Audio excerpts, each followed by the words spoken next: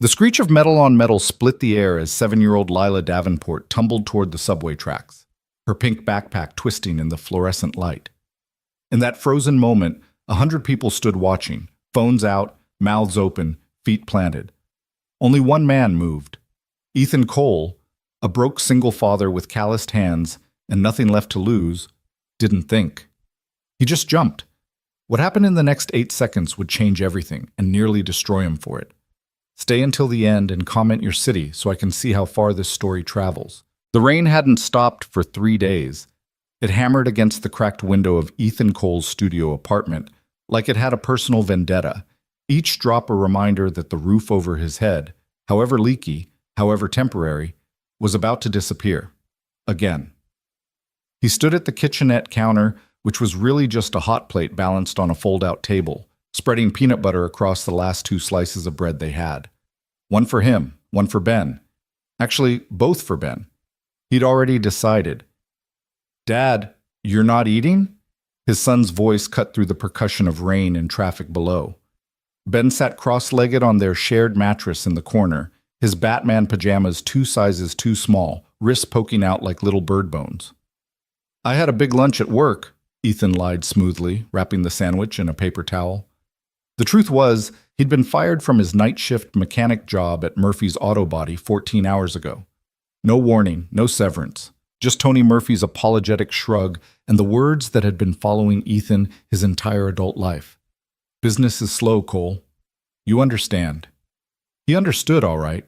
He understood that men like him, men with repo notices and eviction warnings and child support battles they'd already lost, were always the first to go and the last to be remembered. "Come on, kiddo. We can't miss the train." Ethan grabbed Ben's backpack from the hook by the door, checking inside for the 3rd time. Homework folder, broken crayons. The stuffed elephant that had been Ben's since the hospital, back when Sarah was still around to hold them both. Sarah. The name still hurt like stepping on glass in the dark. Ben slipped his small hand into Ethan's as they descended 4 flights of stairs in the building that smelled perpetually of boiled cabbage and broken dreams. Mrs. Chen from 2C was arguing with her landlord again. The Ramirez twins were crying somewhere above them. The elevator had been broken since July, which was fine. Ethan didn't trust it anyway. Outside, the October wind cut through his jacket like it wasn't even there. He pulled Ben closer, shielding him from the rain with his own body, as they hurried toward the subway entrance on Morrison Street. The city moved around them in its usual chaos, cars honking, someone screaming about the end times, a hot dog vendor fighting with his umbrella. New York didn't stop for anyone's problems. It especially didn't stop for Ethan Cole's.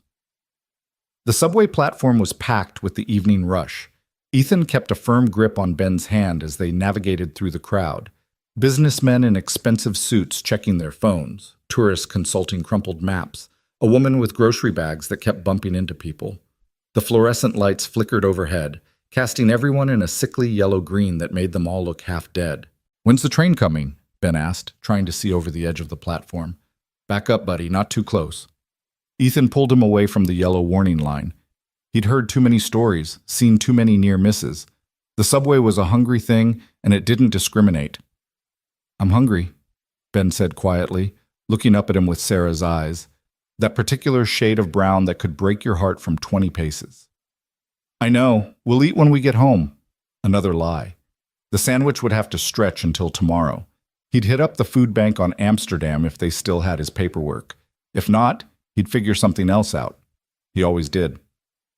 A train thundered past on the opposite platform, heading uptown. The wind from its passage whipped trash and newspapers into small tornadoes. Ben pressed against Ethan's leg, and Ethan rested his hand on his son's shoulder, grounding them both. This was his life now.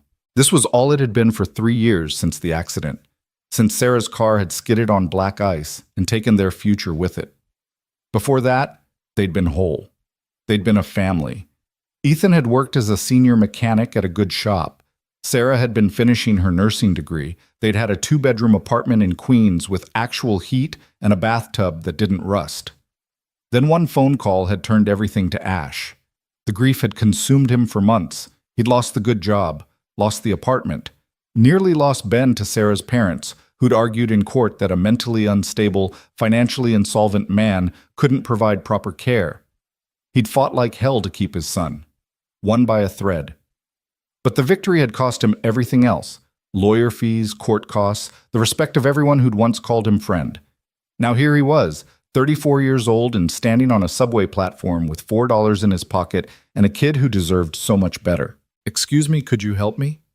An elderly woman with a cane was trying to navigate through the crowd, a heavy suitcase bumping along beside her. "Yes, ma'am." Ethan moved automatically, years of his mother's teaching kicking in. He lifted her suitcase over a puddle and set it down gently beside her. "You got it from here?" "Bless you, young man."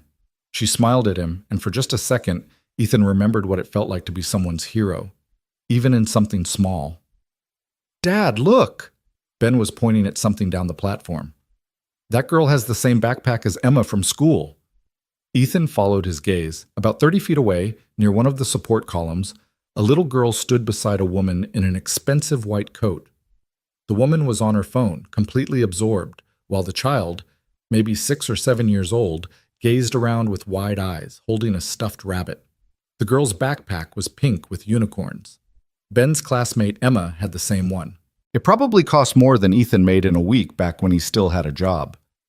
"That's nice, buddy." Ethan checked his watch. The downtown train was late. Story of his life. The platform was getting more crowded. A group of teenagers pushed past, laughing too loud. A man in a business suit jostled Ben, didn't even apologize. The woman with the grocery bags dropped an apple, and it rolled toward the tracks. She didn't notice. Ethan bent to pick it up, tapped her shoulder. "Ma'am, you dropped." That's when he heard it. The distant rumble. The sound that every subway veteran knew in their bones. The downtown train was coming. People surged forward instinctively, positioning themselves for the doors.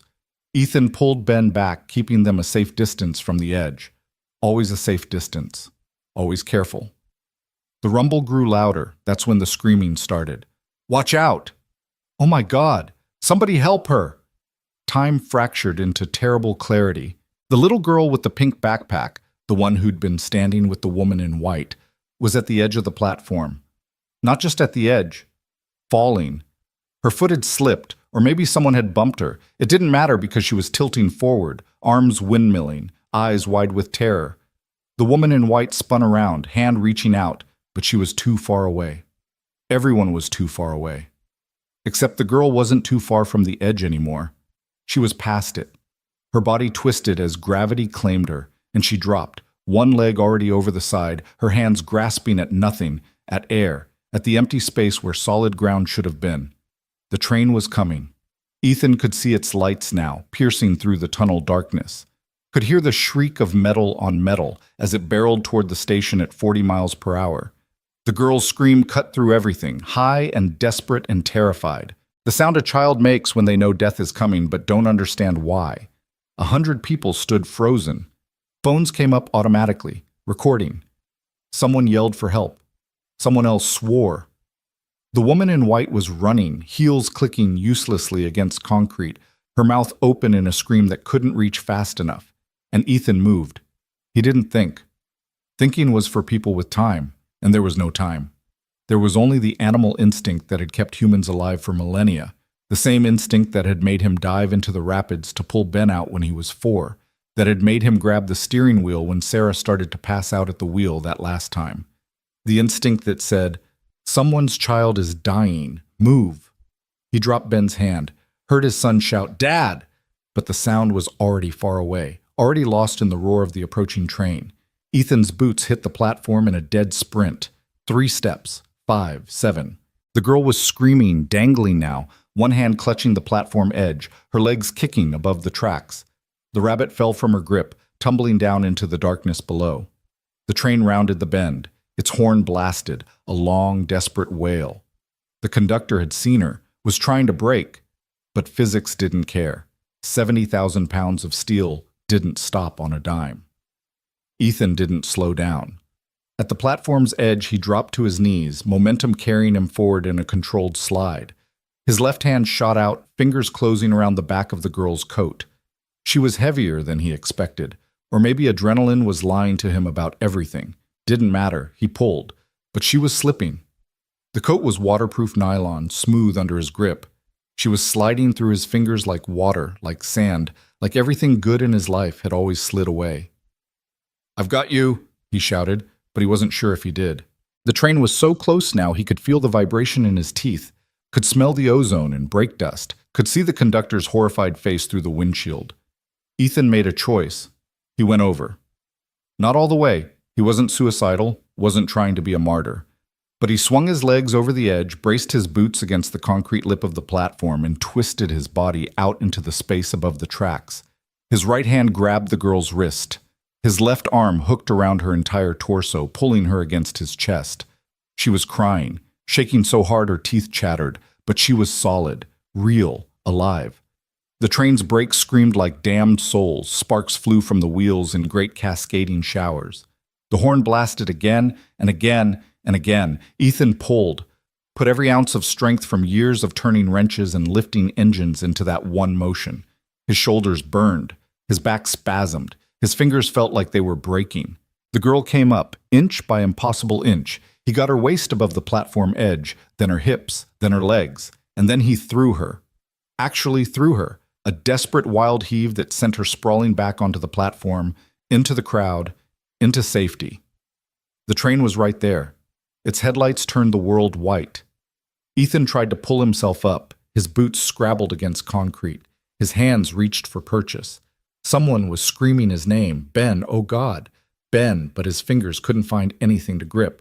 And the train was so close, and the wind was already tearing at him like invisible hands. Something grabbed his collar, then his shoulder, then his entire arm. Hands, multiple hands. The crowd that had been frozen was suddenly moving, pulling, hauling him up with desperate strength. A man in a security uniform, a woman with grocery bags, a teenager in a Yankees cap, all of them pulling together. Ethan's chest hit the platform edge, his hips, his legs. The train roared past, missing him by inches. The wind ripped at his face hard enough to hurt. Heat from the metal rails washed over him like opening an oven. For one terrible second, he smelled burning. His jacket, he realized distantly, had brushed against something. And then it was over.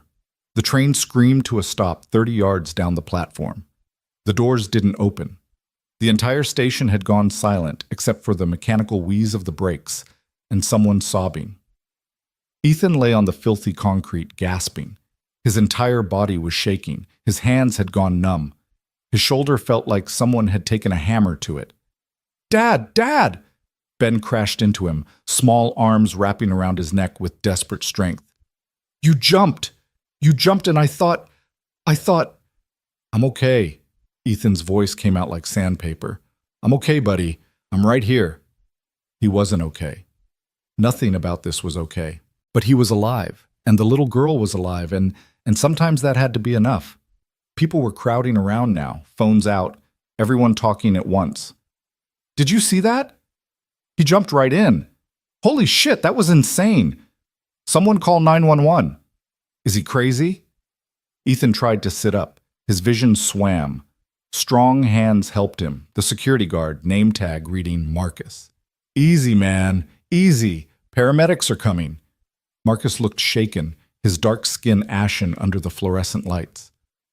That was, Jesus Christ, that was the craziest thing I've ever seen. The girl. Ethan's mouth was dry. "Where's the girl?" "Right here." It was a woman's voice, sharp with shock. "Right here. She's right here." Ethan turned his head. The woman in the white coat was kneeling a few feet away, the little girl clutched in her arms. The child was crying hysterically, face buried in her mother's shoulder. But she was alive, breathing, safe. The woman looked up. Her face was striking, sharp cheekbones, dark hair pulled back, the kind of polished beauty that came from money and good genes. But right now, she just looked terrified. Her hands were shaking as they clutched her daughter. "You..." She started, stopped, started again. "You saved her. You saved my baby." Ethan nodded, couldn't quite form words. His brain was still catching up to what his body had done. "Thank you." The woman's voice cracked.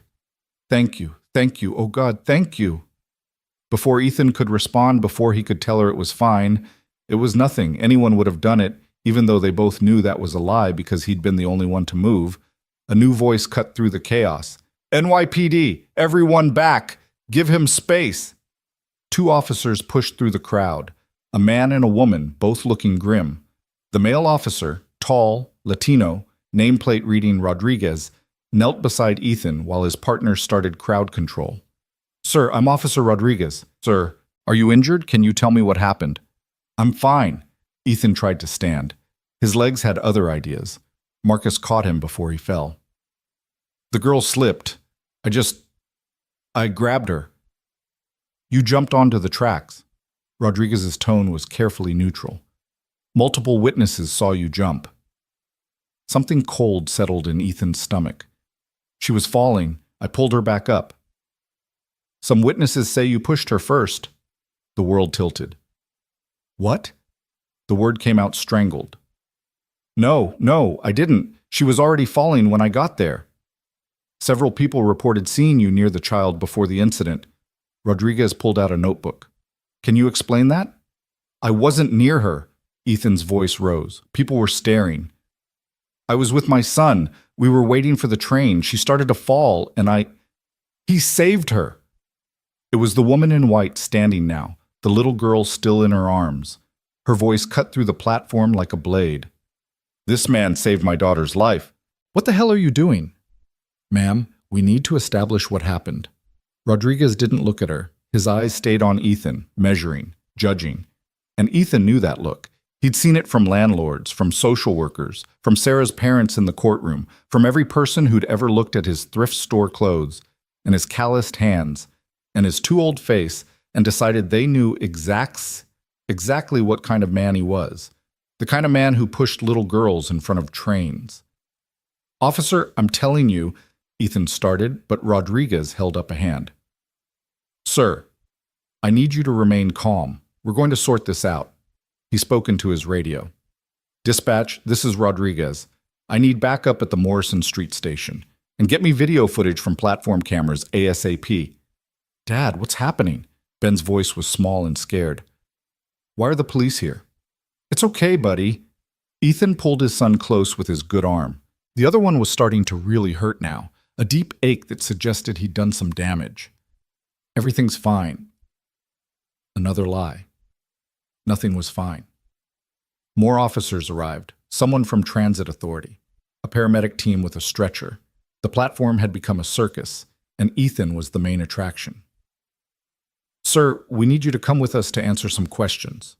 Rodriguez's tone was firm now. Not quite arrest level, but heading that direction. Answer questions about what? I told you what happened. Multiple witnesses have given conflicting accounts. Until we can review the footage. There's footage? Ethan seized on that. Then look at it. It'll show you I didn't do anything wrong. The cameras on this platform have been malfunctioning. Rodriguez's face was stone. Maintenance hasn't gotten to them yet. So right now we have eyewitness testimony that conflicts. Some people say you saved her. Others say you caused the incident. That's insane. The woman in white stepped forward, still holding her daughter. I was right there. This man risked his life to save my child. You cannot possibly be suggesting, Ma'am, I understand you're upset, but we need to follow procedure. Rodriguez finally looked at her, and his expression shifted slightly. Recognition, maybe, or surprise. Ms. Davenport? Claire Davenport. The woman, Claire, lifted her chin. Yes, and I'm telling you, as the only person who was actually with my daughter when this happened, that this man is a hero, not a criminal. Your daughter was on her phone. The female officer, name tag Chen, had been interviewing bystanders. Multiple people said you weren't paying attention when the child wandered to the platform edge. Claire's face went pale, then red. How dare you? Ma'am, I'm not accusing you of anything. I'm establishing facts. Chen's voice was gentler than Rodriguez's, but no less firm. Your daughter is 7 years old, correct? 8 next month, Claire said tightly. And yes, I was distracted for 30 seconds while taking an important call.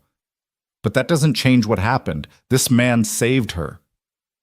Some witnesses say he was standing near her before the incident, that he may have deliberately positioned himself. This is bullshit. The words exploded out of Ethan before he could stop them.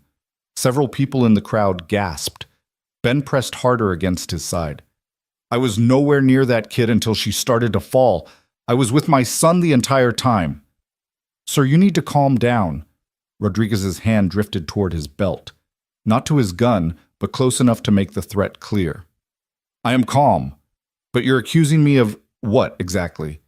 Attempted murder? Of a child? No one's accusing you of anything yet.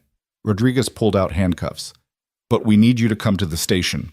Answer some questions. Let us sort this out properly. You're arresting me? Ethan couldn't breathe. You're actually arresting me. Not under arrest, just detained for questioning. What's the difference? The difference is I'm asking you to cooperate voluntarily. And if I don't? Rodriguez's silence was answer enough. Dad? Ben's voice was shaking. Dad, what's happening? It's okay, buddy. Ethan crouched down, ignoring the fire in his shoulder, and looked his son in the eyes. I need you to be brave for me, okay? I have to go with these officers for a little while, just to answer some questions. Then I'll come right back.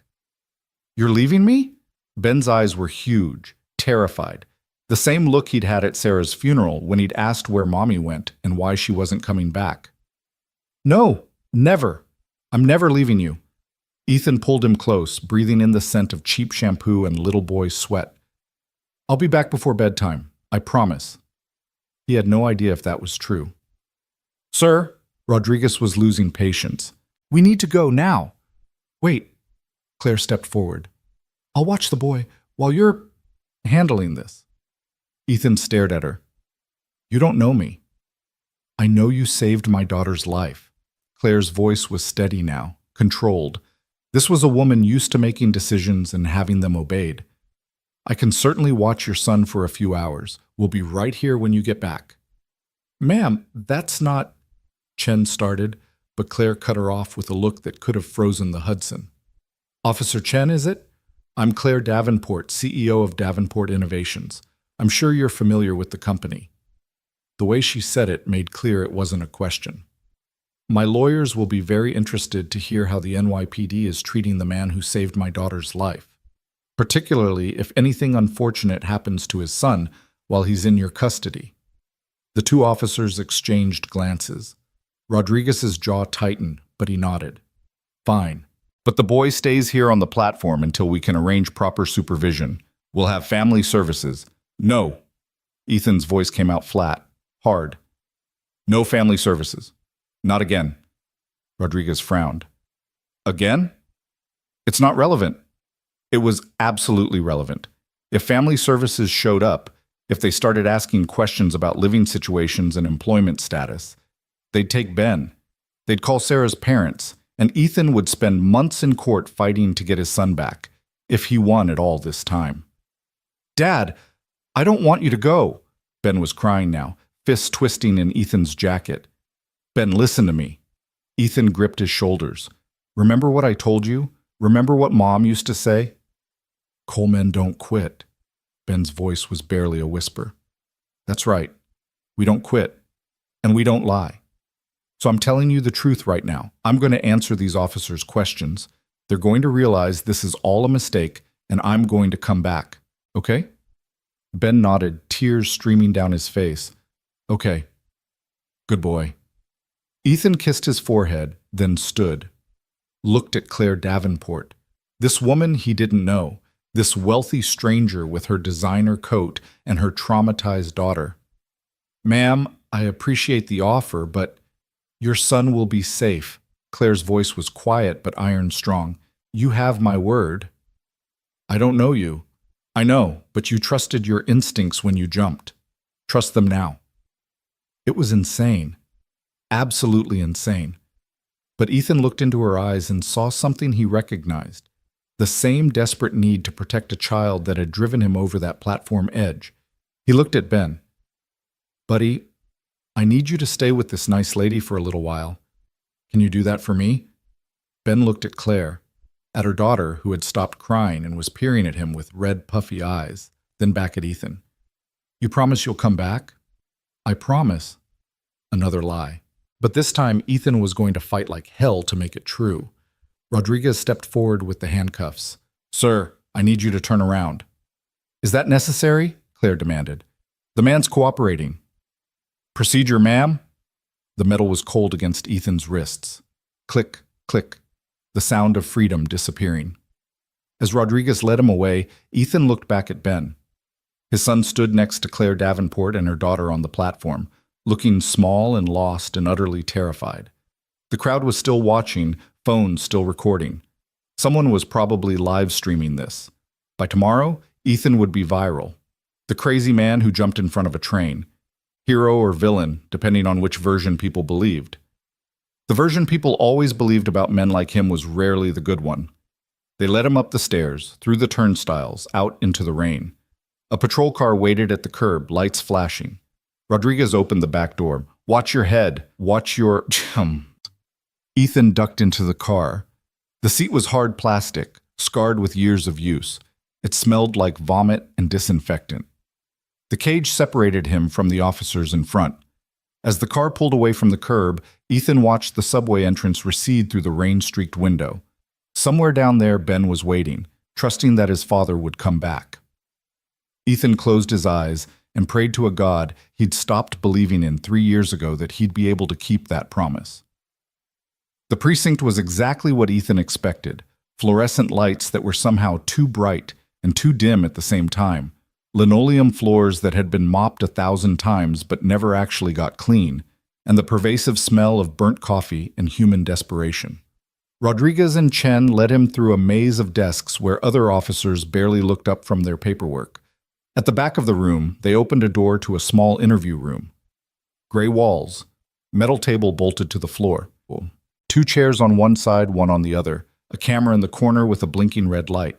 Have a seat, Rodriguez pointed to the single chair. Ethan sat.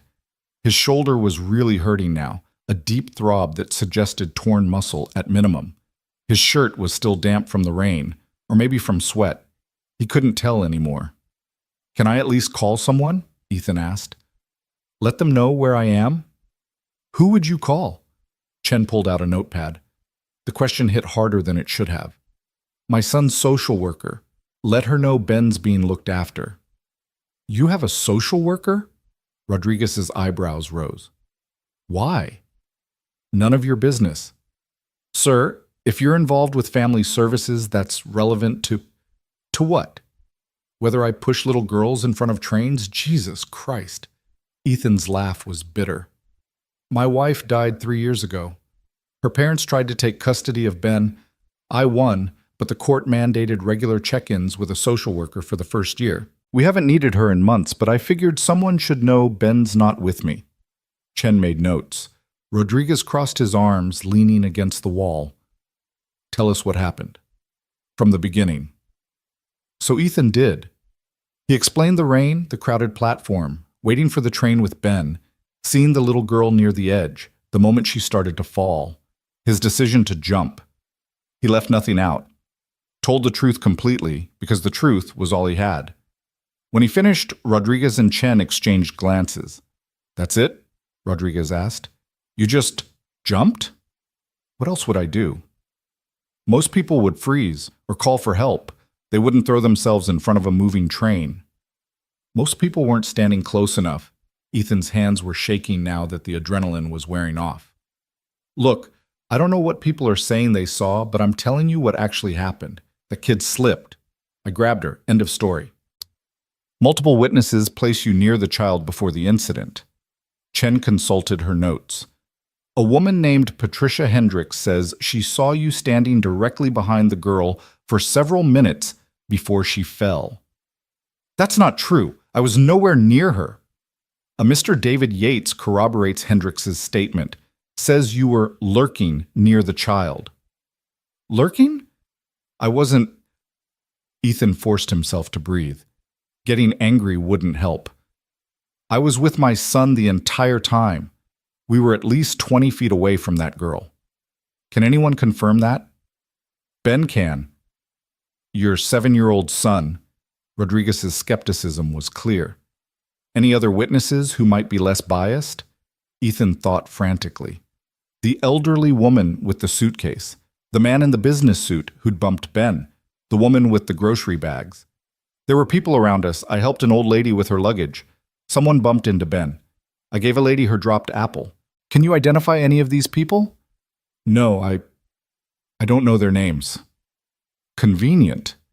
It's not convenient, it's just what happened. People don't introduce themselves on subway platforms. Mr. Cole, I'm going to be straight with you.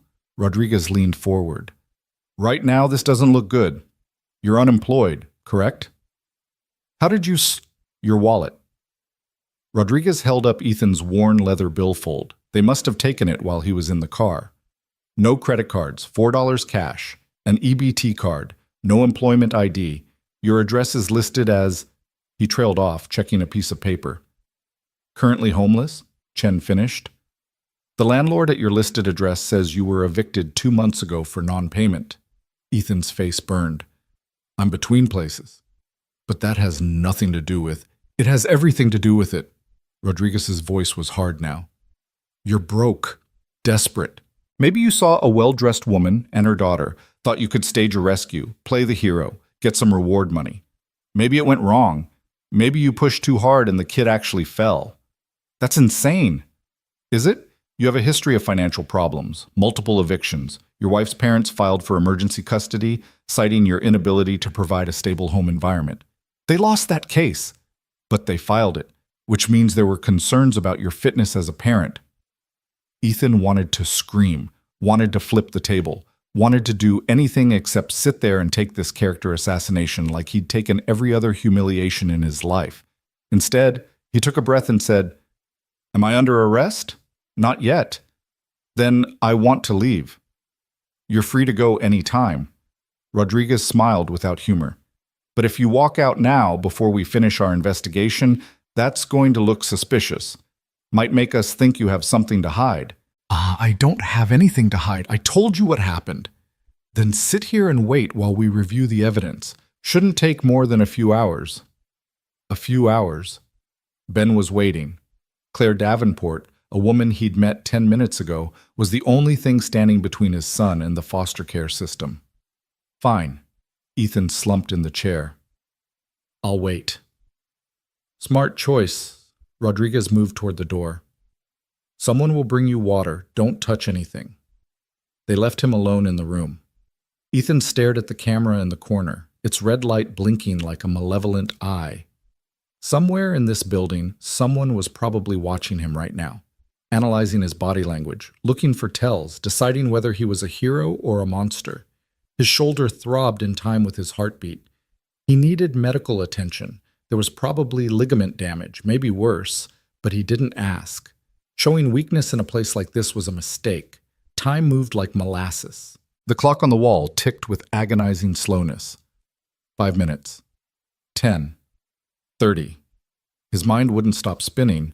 What was Ben doing right now? Was he scared? Claire Davenport had seemed sincere, but Ethan didn't know her.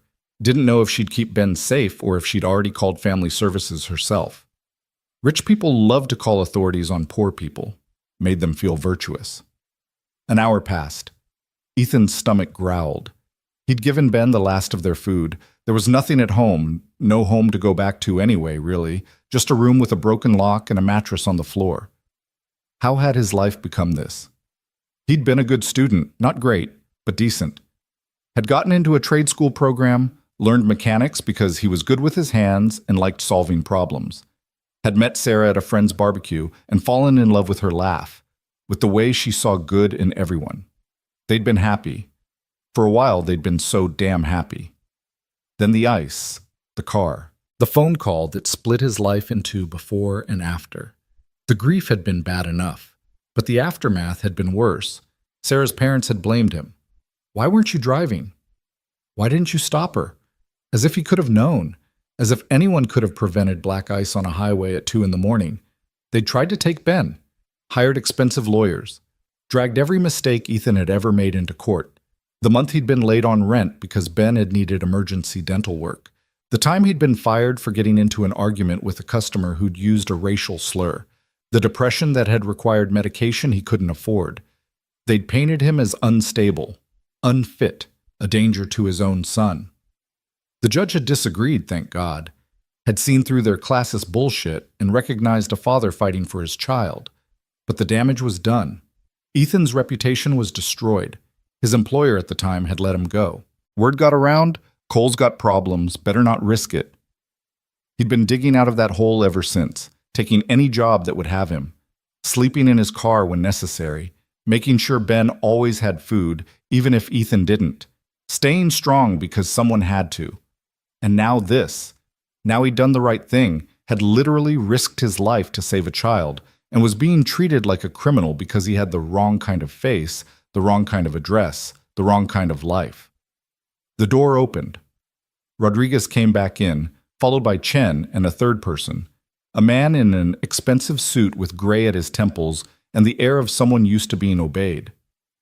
"Mr. Cole," the man said, sitting across from him, "I'm Detective Morrison. I've been reviewing your case." "It's not a case," Ethan said tiredly. "It's a misunderstanding." "Perhaps." Morrison opened a folder. "We've been trying to access the platform camera footage. Unfortunately, the system has been down for maintenance for the past week." Ethan's heart sank. "So there's no video?" "Oh, there's video, just not from the platform cameras." Morrison turned a laptop around so Ethan could see the screen. "Turns out about 15 people in that station were recording with their phones. We've collected several videos. Would you like to see what they show?" Hope sparked in Ethan's chest. "Yes.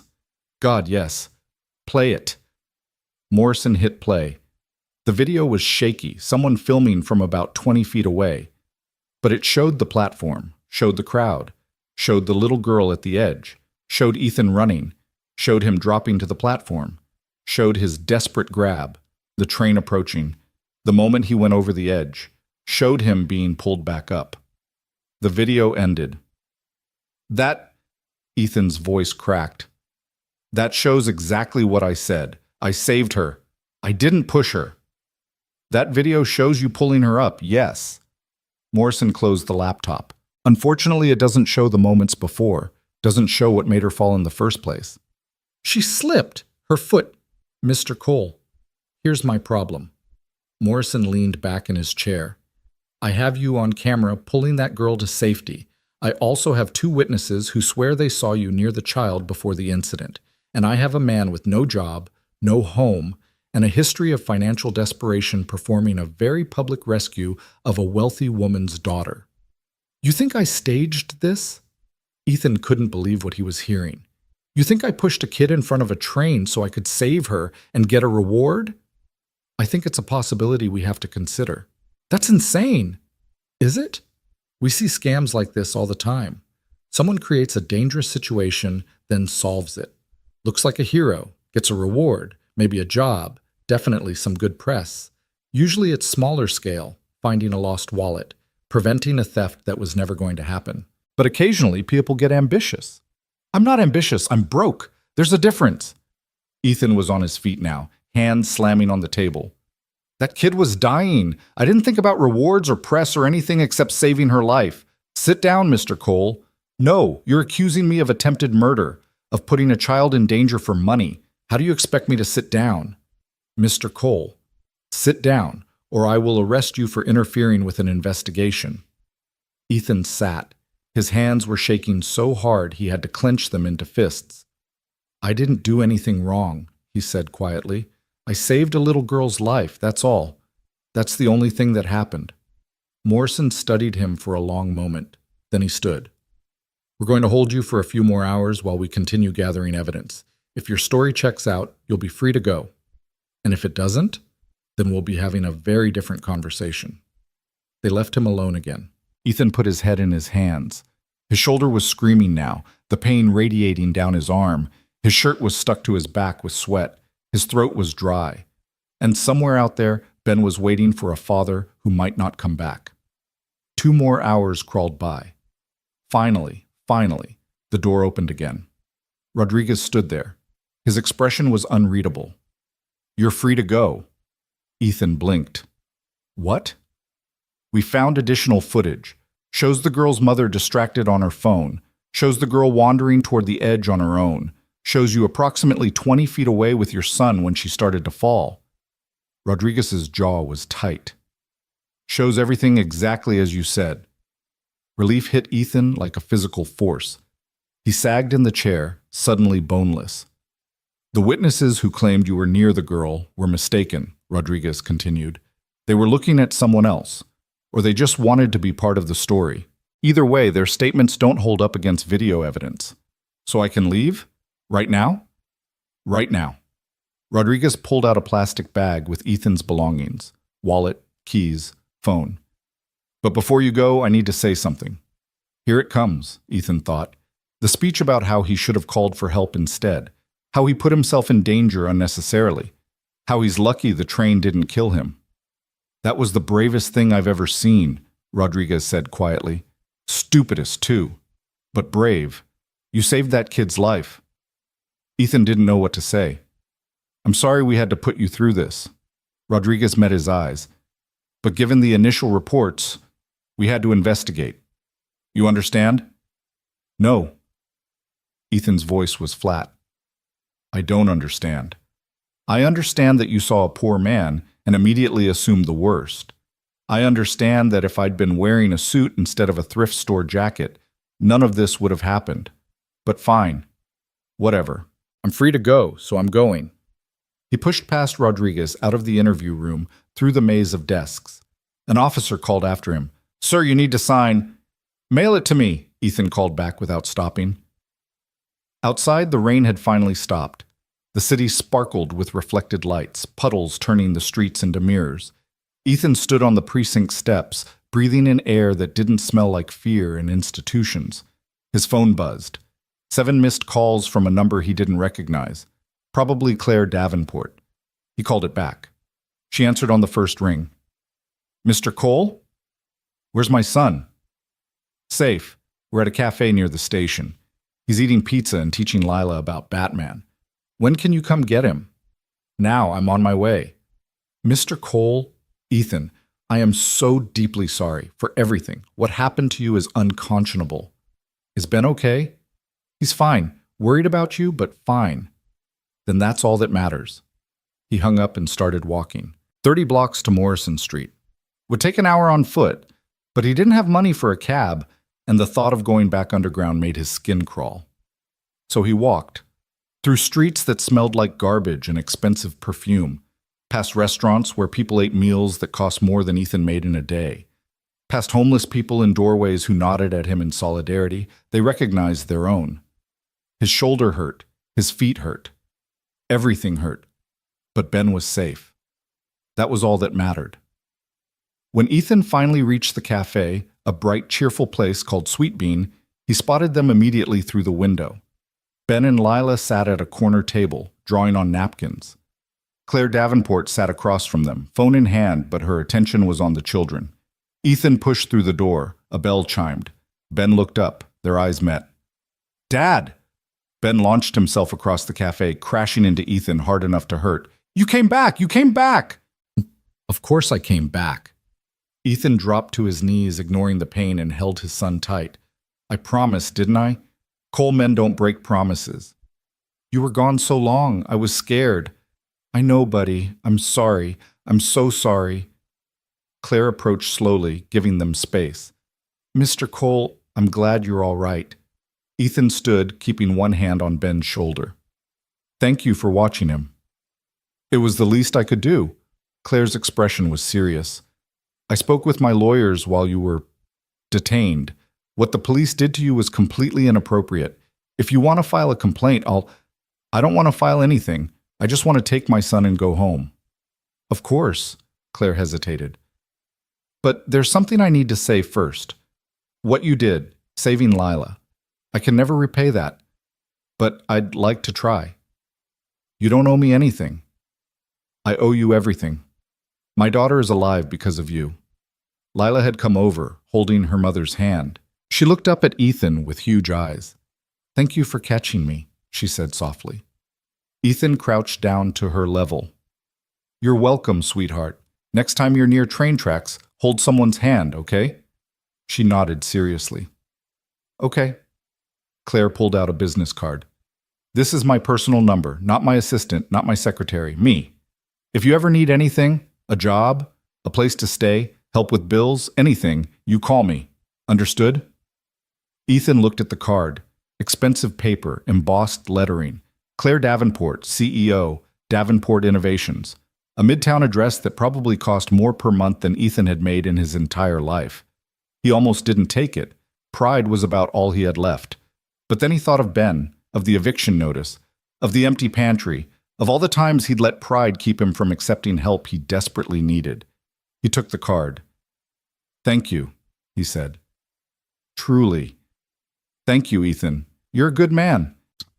As they left the cafe, Ben chattered about the pizza and Lila and how he'd taught her the difference between Batman and Superman. Ethan listened with half his attention, the other half on the business card in his pocket. Claire Davenport, CEO. A woman with the kind of power that could change lives. His life. Maybe. They walked home through streets that had started to gleam with possibility. For the first time in 3 years, Ethan let himself hope that tomorrow might be different, that tomorrow might be better. Because today, he'd been a hero. And maybe, just maybe, that counted for something after all. The apartment looked worse in daylight than it had in the dark. Water stains mapped the ceiling like continents on a dying world. The single window overlooked a brick wall 3 feet away. The radiator clanked but produced no heat. And the eviction notice was still taped to the door, bright orange and impossible to ignore. Ethan peeled it off as they entered, crumpling it in his fist. 3 days. That's what the notice said. 3 days to come up with 2 months back rent plus late fees, or they were out on the street. "I'm hungry, Dad." Ben dropped his backpack by the mattress and looked at Ethan with hope that hurt to see. "I know, buddy. Let me see what we've got." Ethan opened the mini fridge that hummed ominously in the corner. A bottle of ketchup. Half a gallon of milk that was probably questionable. An apple that had seen better days. He grabbed the apple, rinsed it in the rust-stained sink, and cut away the brown spots. 3 slices for Ben. 1 for him, even though his stomach was eating itself. "Tomorrow I'll hit the food bank," Ethan said, handing Ben the plate. "Get us some real groceries. Can we get peanut butter?" "Yeah, and bread. Maybe some of those fruit cups you like." Ben ate slowly, savoring each bite. Ethan forced himself to chew the mealy apple and pretend it was enough. His phone buzzed. Unknown number. "Hello? Mr. Cole? This is Jennifer Martinez from Channel 7 News. I'm calling about the incident at Morrison Street Station. We'd love to interview you for..." Ethan hung up. The phone buzzed again immediately. Different number. "Mr. Cole, this is David Chen from the Daily News. Our readers would be very interested in your story. There might be compensation for..." He hung up again, turned the phone off completely. "Who is that?" Ben asked through a mouthful of apple. "Nobody important." But the calls kept coming over the next 2 days. Reporters left voicemails. News vans showed up outside the building. Someone had posted the subway video online, and it had gone viral. 10 million views, 20 million, 50 million. Ethan's face was everywhere, frozen in that moment of desperate courage, the train bearing down as he pulled Lila to safety. The comments section was a war zone. "This man is a hero!" "Looks homeless. Probably staged it for money. I would have done the same thing." "No, you wouldn't have. Nobody moved but him." "Why was he so close to the kid in the first place, sis? Y'all will really find any reason to doubt a good deed, huh?" Ethan didn't read them. Didn't watch the interviews Claire Davenport gave, praising him to the heavens. Didn't respond to the GoFundMe someone had started in his name that had already raised $40,000. He didn't want money. Didn't want fame. He wanted to be invisible again. But the world wasn't letting him disappear. On the 3rd day, when Ethan returned from a failed job interview at a warehouse in Queens, he found his landlord waiting in the hallway. Mr. Volkov was a thick man with a face like spoiled meat and the soul to match. "Cole." Volkov's accent turned his name into something vaguely threatening. "You have rent?" "Not yet, but I'm working on..." 3 days, notice said. "Today is 3 days. I know, I just need a few more..." "No more days. You go. Now." Volkov pulled out a key. "I have new tenant. They pay. You don't pay. Simple." "We've got nowhere to go." Ethan's voice stayed level through sheer force of will. Just give me 1 more week. I'll get the money. You say this before, many times. No more weeks. Volkov unlocked the door. You pack. 1 hour. Then I call police. You can't just throw us out. There are laws. Laws? Volkov laughed. It was not a pleasant sound. You want to talk about laws? You have lease. Lease says you pay rent. You don't pay rent. Law is on my side, not yours. He was right. Ethan knew he was right. In a city that ate the poor and shit out the bones, landlords always won. Please. Ethan hated the word even as he said it, hated the begging tone. But Ben was inside, probably doing homework on the floor because they didn't have a table. My son, your son is not my problem. You want son to have home? You pay rent. Simple. Volkov checked his watch. 55 minutes now. You waste time talking. Inside the apartment, Ethan stood in the middle of the room and tried to figure out how his life had come to this. 3 days ago, he'd been a hero. Millions of people had watched him risk everything, and now he was being evicted anyway, because viral videos didn't pay the rent, and good deeds didn't keep the lights on. Dad? Ben looked up from his math worksheet. Why is Mr. Volkov here? We need to pack, buddy. Pack? Why? We're going on an adventure. Ethan forced brightness into his voice, made it sound fun, not devastating. Gonna stay somewhere new for a while. Where? Good question. The shelters were always full. His car had been repossessed 6 months ago. He had no family in the city, no friends left who'd take them in. Everyone he knew was struggling just as hard as he was, holding on by their fingernails to their own piece of the American dream that kept slipping away. His hand found Claire Davenport's business card in his pocket. He'd been carrying it for 3 days, unable to decide whether to call. Pride said no. Pride said he'd saved her daughter out of human decency, not for reward. Pride said a man didn't beg, but pride didn't keep 7-year-old boys warm at night. Pack your stuff, Ethan told Ben. Clothes, your school things, Mr. Elephant, everything important. They didn't have much. It all fit in 2 duffel bags and a backpack, their entire life, condensed to 3 bags that Ethan could carry. When Volkov returned exactly 1 hour later with 2 large men who didn't speak English, Ethan and Ben were waiting in the hallway. The men changed the locks while Volkov watched, arms crossed. This is illegal, Ethan said without hope.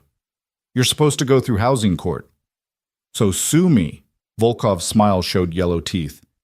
You know good lawyer? One who works for free? No? Then goodbye, Mr. Cole. Good luck with your adventure.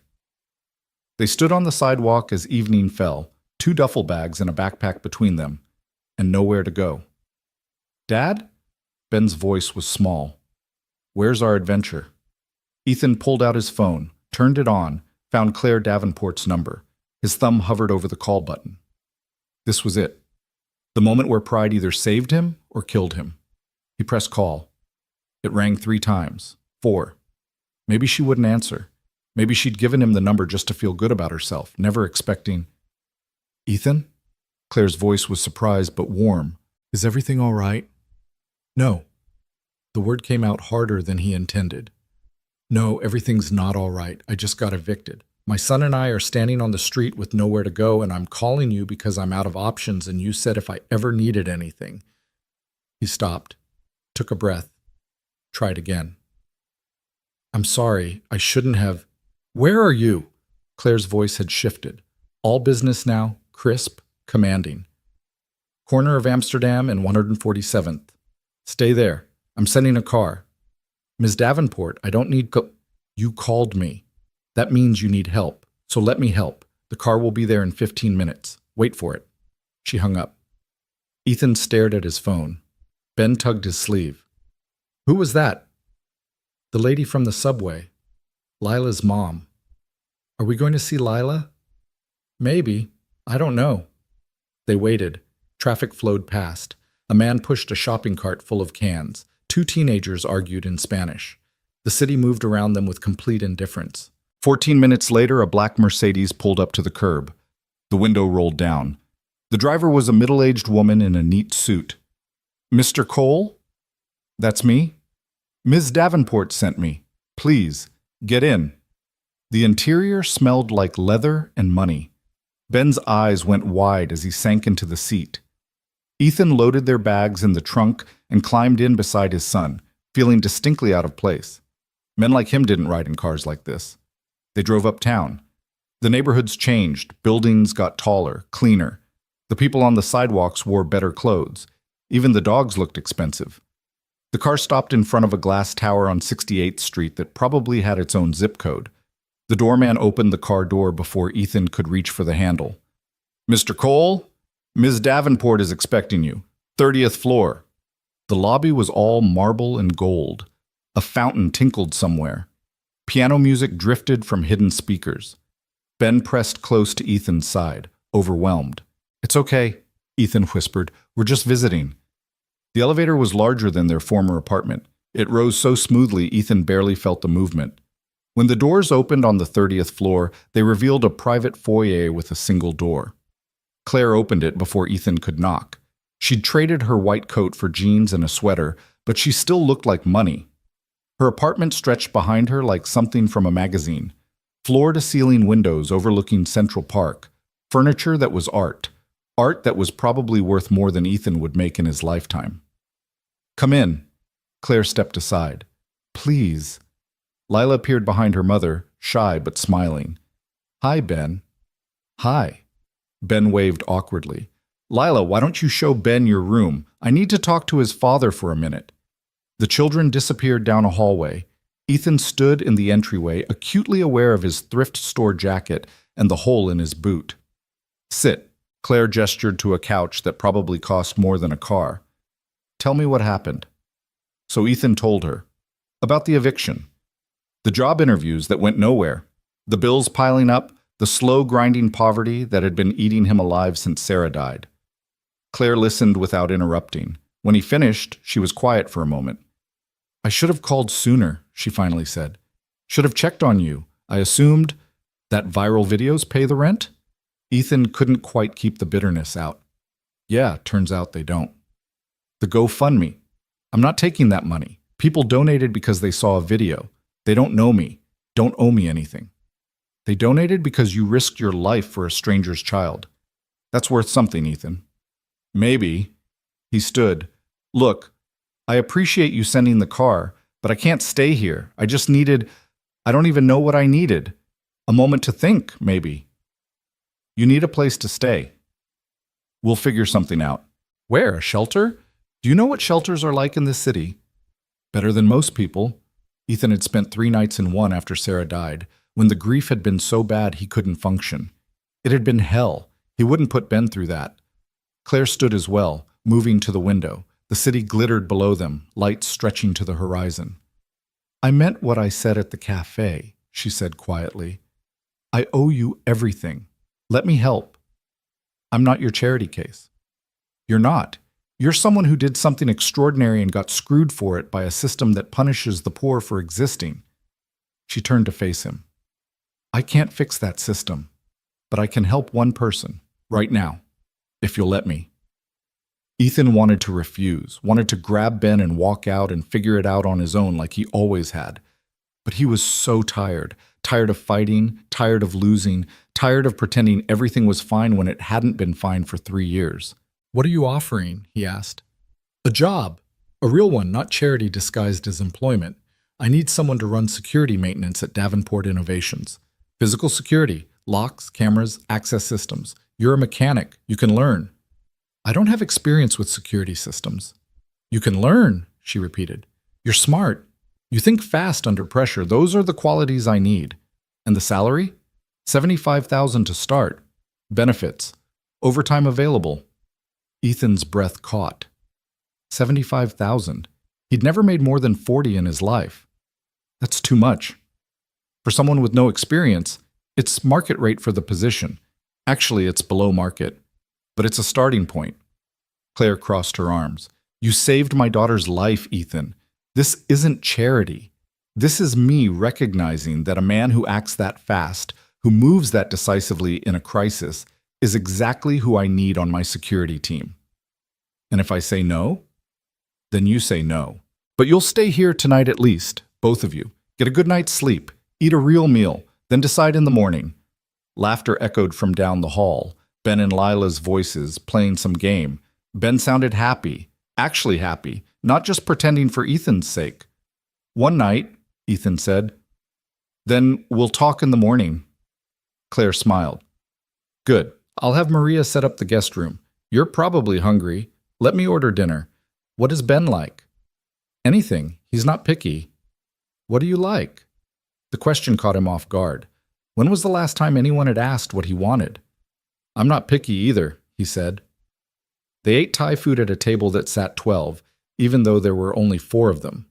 Ben and Lila chattered about cartoons and school. Claire asked Ethan questions about his background, his skills, what he was good at. Not an interview exactly, more like a conversation between equals. Ethan found himself relaxing despite his best efforts. The food was good. The apartment was warm. For one night, he didn't have to worry about where they'd sleep or what they'd eat tomorrow. After dinner, Claire showed them to the guest room. It had a queen bed with actual sheets that matched, a private bathroom with hot water that didn't sputter, a TV, a window that overlooked the park. There are clothes in the closet, Claire said. Probably not your size, but clean, towels in the bathroom. If you need anything, I'm just down the hall. Thank you. Ethan's throat was tight. Really, thank you. Thank me by staying, by taking the job, by letting me do this one thing. She paused in the doorway. You gave me back my daughter. That's not a debt I can ever repay. But I'd like to try. After she left, Ethan sat on the edge of the bed, an actual bed, with a mattress that didn't have springs poking through, and watched Ben explore the room with wonder. His son found the remote, turned on the TV, channel surfed until he found cartoons. Dad, can we stay here? Just for tonight, buddy. But I like it here. Lila's nice, and this bed is so soft. I know, but this isn't our home. We don't have a home. The words hit like a punch, because Ben was right. They didn't have a home. They had addresses they were evicted from, rooms they couldn't afford, temporary spaces they occupied until someone with more money wanted them. That night, Ethan lay awake long after Ben fell asleep beside him. Through the window, he could see Central Park stretching dark and vast. Somewhere down there, people were sleeping on benches, in subway stations, in cardboard boxes under bridges. He'd almost been one of them. Might still be, if he was stupid enough to refuse Claire's offer.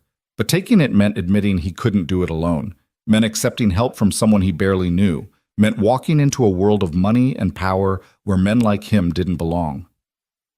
He thought about Sarah, about what she would say. She'd always been the practical one, the one who saw reality clearly while Ethan charged ahead on stubborn pride.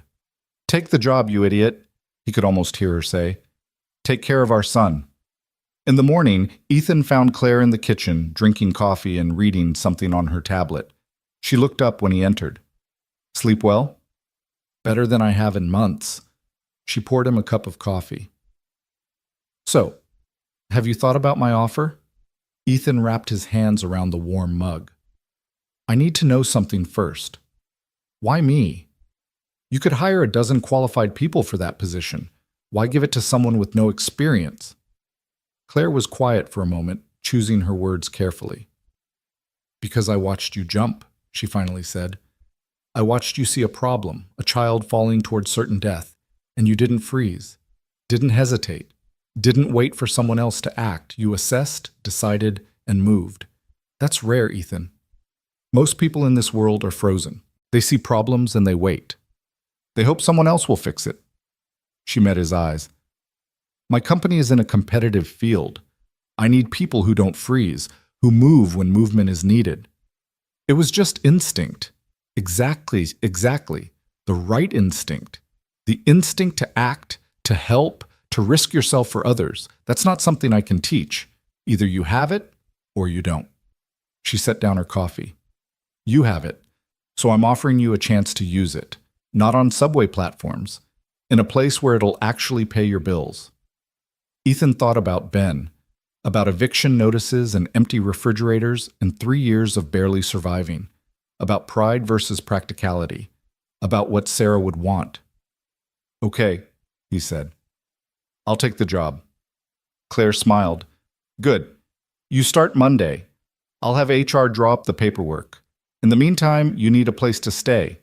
I own a building in Brooklyn. Nothing fancy, but safe and clean. One of the units is empty. It's yours if you want it. I can't afford first month free. After that, we'll deduct rent from your paycheck. 20% of salary. That's standard employee housing. 20% of $75,000. Ethan did the math. $15,000 a year for rent, $1,250 a month, for a place in Brooklyn that was safe and clean. That's more than fair, he said. It's practical. I need you focused on work, not on where you'll sleep. Claire stood. Come on, let's get breakfast. Then we'll go look at the apartment. If you hate it, we'll find something else. They didn't hate it. The building was in Park Slope, a neighborhood Ethan had only ever passed through on the subway. Tree-lined streets, brownstones, coffee shops with outdoor seating. The apartment was on the 3rd floor. 2 bedrooms, a living room that wasn't also a kitchen, actual heat that worked. It needed some cleaning and probably a coat of paint, but it was a palace compared to what they'd lost. It's perfect, Ethan said, and meant it. Ben ran from room to room, claiming the smaller bedroom as his own, talking about where his bed would go and could they get a bookshelf and maybe a desk for homework. Claire's phone rang. She glanced at the screen, frowned. I need to take this. It's work. She stepped into the hallway. Ethan could hear her voice, sharp and urgent, though he couldn't make out the words. When she came back in, her expression was troubled. Everything okay? He asked. Just a complication at the office. Nothing you need to worry about. But her hands were tight on her phone. They signed papers that afternoon. Lease agreement, employment contract, tax forms.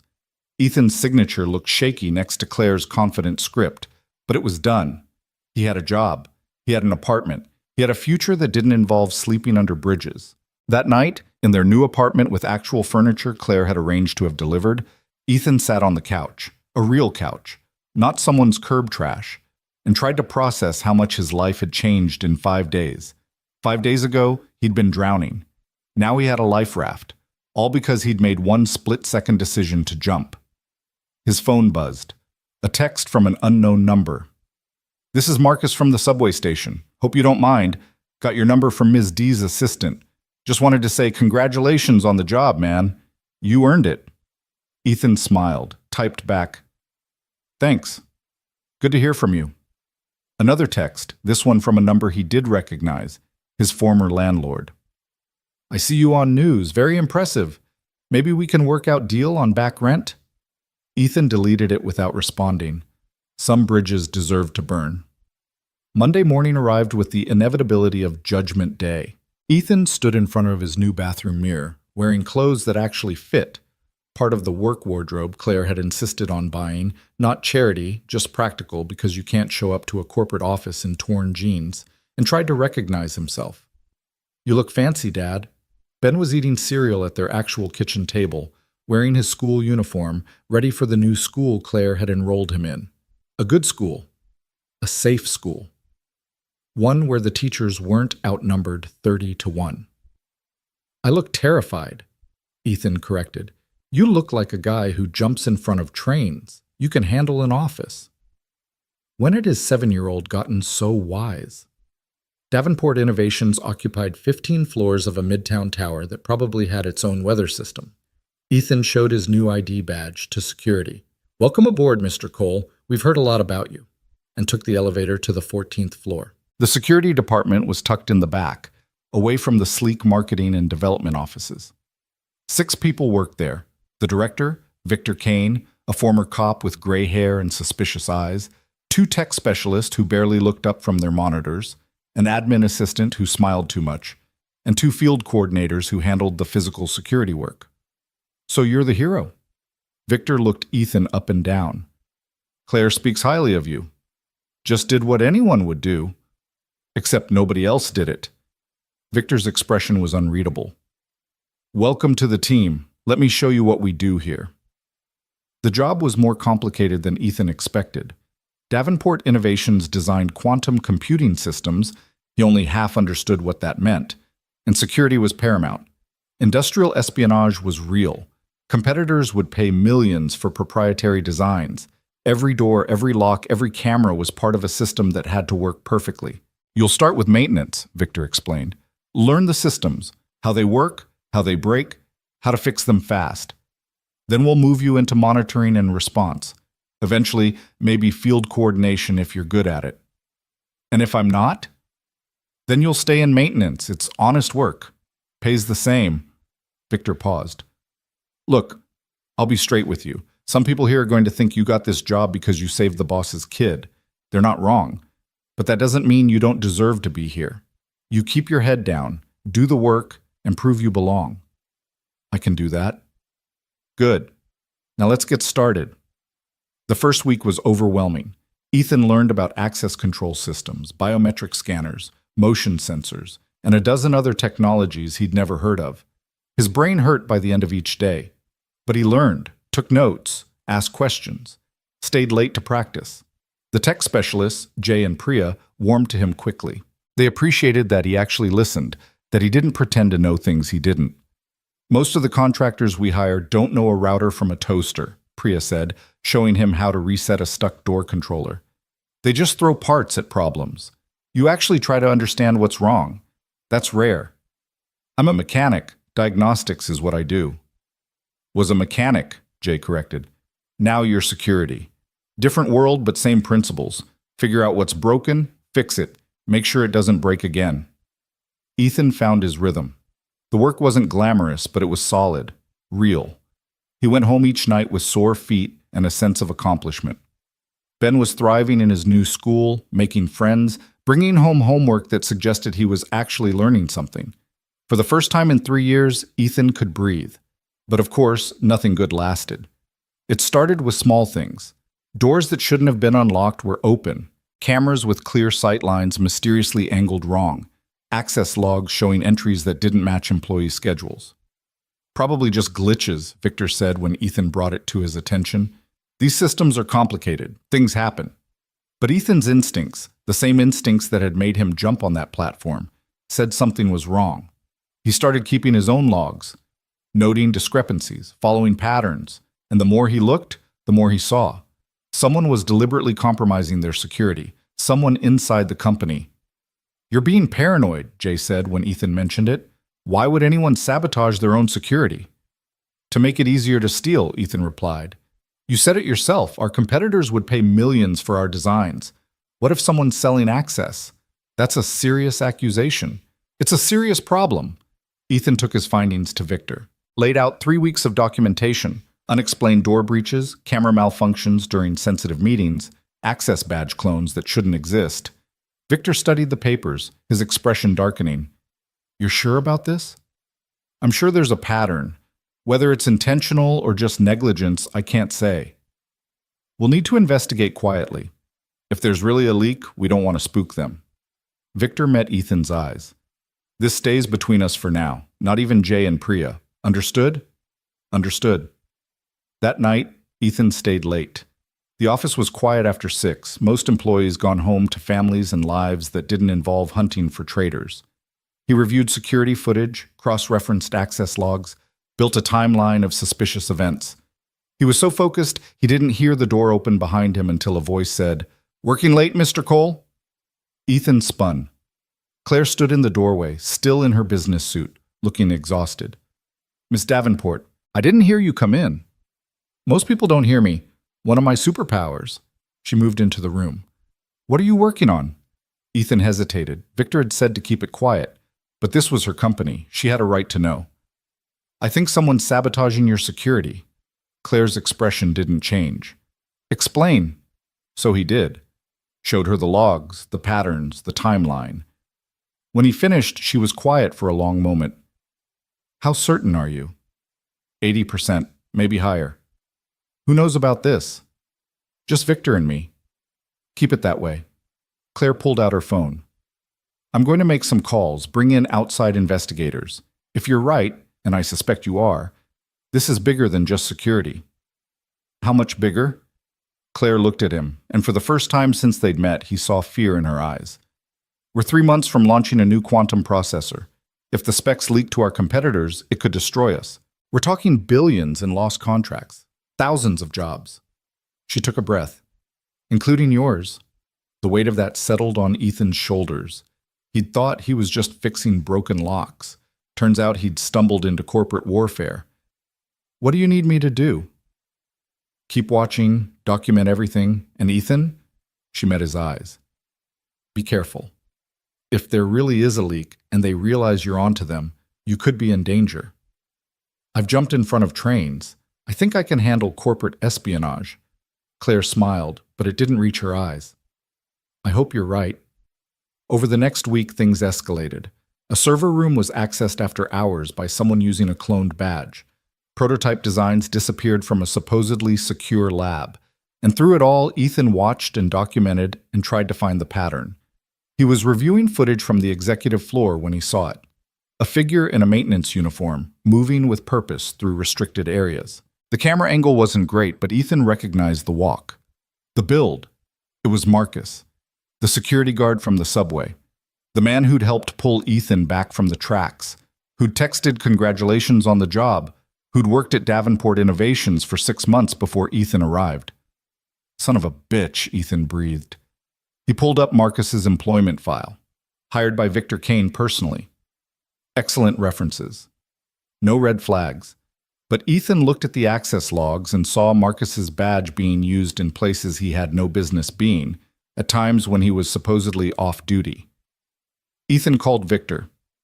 We need to talk. Now. They met in an unused conference room. Ethan laid out his findings. Victor's face grew harder with each piece of evidence. Marcus. Victor said the name like a curse. God damn it, I vouched for him. Maybe he's got an explanation. Maybe. But I doubt it. Victor stood. We need to move carefully. If he knows we're on to him... The fire alarm split the air. Both men froze. Drill? Ethan asked. Not scheduled. Victor was already moving. Stay here. But Ethan didn't stay. He followed Victor into the hallway where employees were calmly evacuating toward the stairs. No smoke, no chaos, just a standard drill response. Except it wasn't a drill. The server room, Ethan said suddenly. He's using the evacuation as cover. Victor's eyes widened. Go, I'll handle the evacuation. Ethan ran, past confused employees, past the stairwell where everyone else was heading, against the flow of bodies toward the server room on the 12th floor. The door was propped open. Shouldn't have been. Fire protocols required all doors to close automatically during an alarm. Inside, Marcus was hunched over a terminal, a USB drive glowing in the port. He looked up as Ethan entered. For a moment, they just stared at each other. Ethan. Marcus's voice was calm, almost sad. You weren't supposed to be here. What are you doing? What does it look like, making a living? Marcus pulled the USB drive, pocketing it. Nothing personal, just business. You're stealing corporate secrets. I prefer redistributing information. Sounds nicer. Marcus moved toward the door. Let me pass, Ethan. You're a good guy. I don't want to hurt you. Can't do that. Ethan blocked the doorway. You really want to die for a corporation that'll replace you the second you're not useful? I want to keep my job, keep my son housed and fed. This company gave me that. So yeah, I'll die for it if I have to. Marcus sighed. Always the hero. That's going to get you killed. He moved fast, faster than Ethan expected from a man his size. A jab aimed at Ethan's throat meant to disable, maybe kill. But Ethan had grown up in neighborhoods where you learned to fight or you didn't survive. He slipped the punch, grabbed Marcus's arm, used his momentum to slam him against the wall. Marcus drove an elbow back, caught Ethan in the ribs. Pain exploded, but Ethan held on. They crashed into a server rack, equipment scattering. Security! Ethan shouted. Server room! Now! Marcus threw him off. Ethan hit the floor hard and his vision swam. Through the haze, he saw Marcus pull something from his belt. A gun. I really didn't want to do this, Marcus said. The shot was impossibly loud in the enclosed space, but the bullet didn't hit Ethan. It hit the doorframe because Claire Davenport had thrown herself into the room, slamming into Marcus from behind. They went down in a tangle. The gun skittered across the floor. Ethan lunged for it, got his hand around the grip just as Marcus threw Claire off and charged. Stop! Ethan aimed the gun with shaking hands. "Don't make me—" But Marcus wasn't stopping. Was running straight at him, and Ethan had maybe 2 seconds to decide if he was really willing to shoot someone, really willing to take a life over corporate data and a paycheck. He lowered the gun, stepped aside, let Marcus run past him, out the door, into the hallway where Victor and 3 security guards were waiting. They took him down hard. Professional, efficient, really willing to shoot someone, really willing to take a life over corporate data and a paycheck. He lowered the gun, stepped aside, let Marcus run past him, out the door, into the hallway where Victor and 3 security guards were waiting. They took him down hard. Professional, efficient. Marcus fought, but it was over in seconds. Ethan slumped against the wall, gun hanging loose in his hand. Claire sat up slowly, blood streaming from a cut on her forehead. "You okay?" Ethan asked.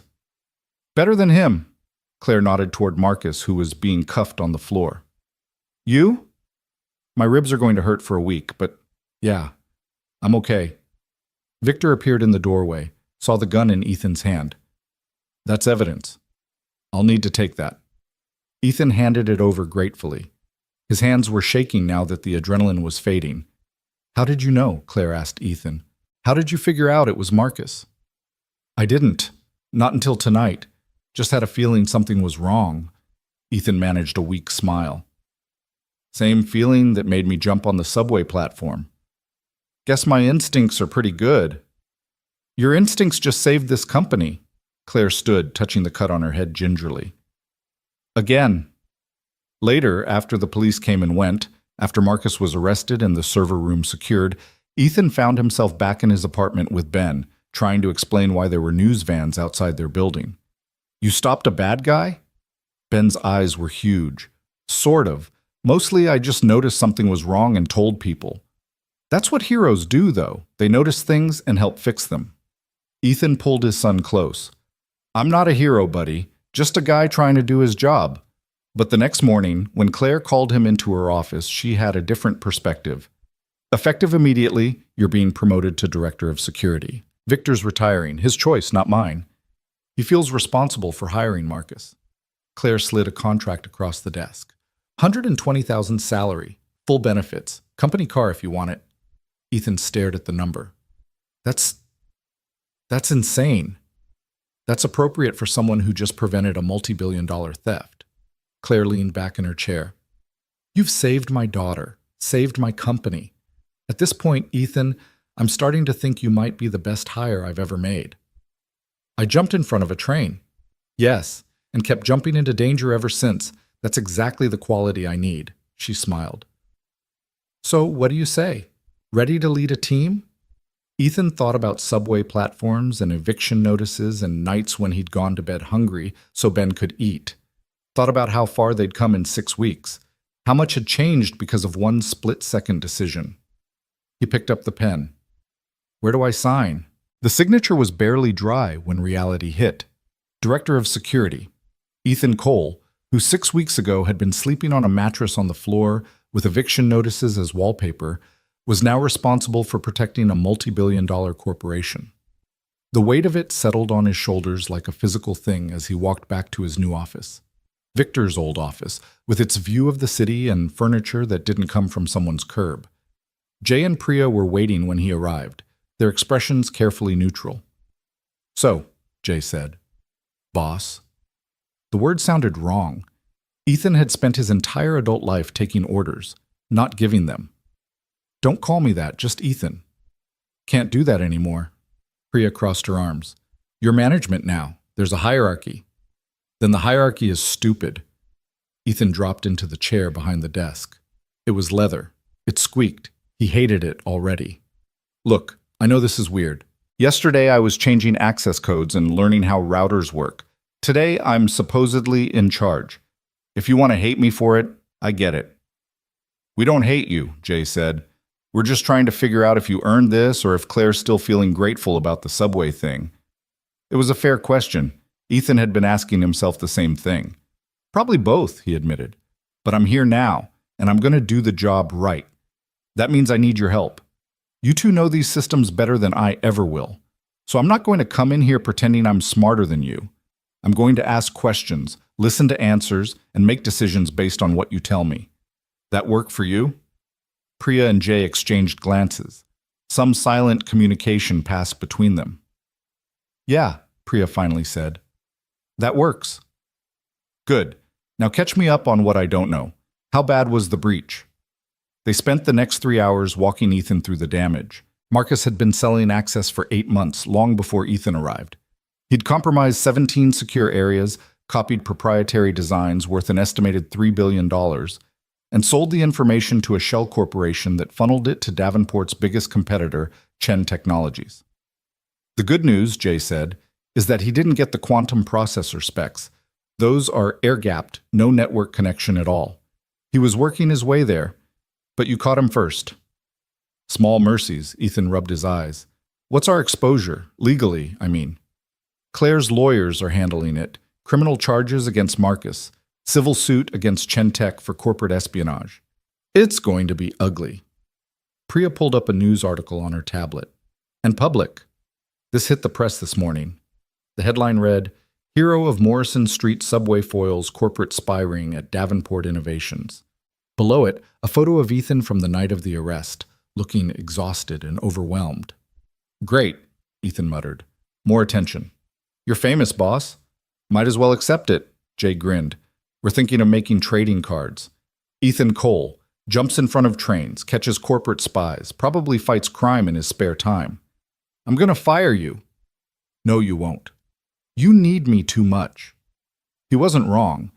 The next few weeks were a crash course in management. Ethan hired 2 new security coordinators to replace Marcus and bolster the team. He implemented new protocols, badge audits, camera redundancies, random access checks. He spent hours in meetings with Claire and her executive team, explaining threats and proposing solutions in language they could understand. It was exhausting, but it was also exhilarating. For the first time since Sarah died, Ethan felt like he was building something. Not just surviving, but actually creating a future. Ben was thriving in school, bringing home report cards that made Ethan's chest tight with pride. They had a real apartment now, with heat that worked, and a kitchen where they cooked actual meals. Ethan had money in the bank. Not a lot, but enough that he didn't panic every time an unexpected bill arrived. He should have known it wouldn't last. The first sign of trouble came on a Tuesday in November. Ethan was reviewing access logs when his phone rang. Unknown number. "Ethan Cole." "Mr. Cole, this is Detective Lisa Warren, NYPD Major Crimes. We need to talk about Marcus Chen." Ethan's stomach dropped. "I already gave my statement, multiple statements. This isn't about his arrest, this is about his associates." Warren's voice was crisp, professional. "We have reason to believe Marcus was working with a larger organization. The people he sold information to aren't happy that he got caught. They've made threats." "What kind of threats?" "The kind that suggest you and Miss Davenport might be in danger. Can you come down to the precinct? We need to discuss security measures." Ethan looked at his calendar. Back-to-back meetings until 6. "I can be there by 7. "Make it sooner. This is urgent." He made it sooner. The precinct was different in daylight, less oppressive, but no more welcoming. Detective Warren met him in the lobby, a sharp-eyed woman in her 40s with gray streaking her dark hair. "Mr. Cole, thanks for coming." She led him to a conference room where another detective waited, a younger man with the kind of face that suggested he'd seen too much too soon. "This is Detective Raymond Torres. He's been investigating the Chentech connection." Warren gestured to a chair. "Sit. This is going to take a while." They laid out the situation. Marcus had been one small piece of a massive industrial espionage network. The people running it had operations in 6 countries, connections to organized crime, and a very low tolerance for failure. Marcus's arrest had cost them billions. They wanted revenge. "How serious are these threats?" Ethan asked. "Very." Torres slid a folder across the table. "These are intercepted communications. They mention you by name, mention Ms. Davenport, mention your son." Ethan's blood went cold. "Ben?" "They know where he goes to school, know your address, they're gathering information, which means they're planning something." Warren leaned forward. "We're coordinating with the FBI on this. It's bigger than local jurisdiction, but in the meantime, you need protection." What kind of protection? Police detail. Security at your home and office. Relocation if necessary. Relocation? Ethan's mind was spinning. I can't just uproot my life. I have a job. Ben has school. Mr. Cole, these people have killed before. They don't make empty threats. Torres's voice was gentle but firm. We're not trying to scare you. We're trying to keep you alive. Ethan sat back, trying to process. He'd thought catching Marcus was the end of the story. Turned out it was just the beginning. I need to talk to Claire. Already did. She's being briefed by our captain right now. Warren stood. Go home. Pack a bag. We'll have officers at your apartment in an hour. Don't go anywhere alone. Don't follow a routine, and don't tell anyone where you're going. This is insane. This is your life now, at least until we can dismantle this network. Torres handed him a card. My direct number. You see anything suspicious, anything at all, you call me. Understood? Ethan nodded numbly and left. Outside, the city looked different. Every face in the crowd was a potential threat. Every car that slowed near him triggered adrenaline. He'd spent 3 years invisible, just another struggling nobody in a city of millions. Now he was a target. The apartment felt like a trap when he arrived. He checked every room, every closet, every shadow. Found nothing but his own paranoia. Ben would be home from school in 2 hours, escorted by the after-school program van like always. Except now, like always, was a liability. Routines were vulnerabilities. His phone rang. Claire. Ethan, are you okay? Define okay. He locked the door, checked the lock, checked it again. The police just told me I'm on a hit list. I know, I'm so sorry. This is my fault. If I hadn't given you the job, stop. You gave me a life, gave Ben a future. Whatever happens now, that's on the people making threats, not you. Claire was quiet for a moment. The police want us to relocate. There's a safe house in New Jersey, federal protection until they can neutralize the threat. For how long? They don't know. Weeks, maybe months. Months. Ben would have to leave his school, his friends, the first stable life he'd had since Sarah died. And Ethan would have to abandon the career he had just started building. There has to be another option. Like what? We can't just pretend this isn't happening. No, but we don't have to run either. An idea was forming in Ethan's mind. Probably a stupid idea, definitely a dangerous one. These people are organized, professional. They don't make moves without planning. That's supposed to be reassuring? It means they're predictable. They'll surveil us first, establish patterns, find weaknesses. Ethan started pacing. What if we use that? Let them think they're gathering intelligence while we're actually setting a trap. Ethan, you're not a cop. You're not a spy. You're a security director who until 6 weeks ago was fixing door locks. And you're a CEO who just tackled an armed man in a server room. We're both out of our depth, but we're smart enough to swim. Claire laughed, but it was strained. You're actually serious about this. I'm serious about not running, about not letting Ben's life get destroyed again because bad people exist. Ethan stopped pacing. Talk to the detectives, see if they'll work with us. Use Davenport's resources, set up proper security, make our places so locked down that when these people make their move, we're ready. That's incredibly risky. So was jumping in front of a train worked out okay. You almost died. But I didn't, and neither did Lila. Ethan took a breath. Claire, I'm tired of being a victim, tired of having things happen to me. For once in my life, I want to be the one making things happen. Even if it's dangerous, even if it's stupid, at least it's my choice. Another long silence. Then, let me make some calls. Don't do anything until you hear from me. Define anything. Ethan. I'll wait, but not long. He hung up and immediately called Ben's school. Whitmore Academy, how may I direct your call?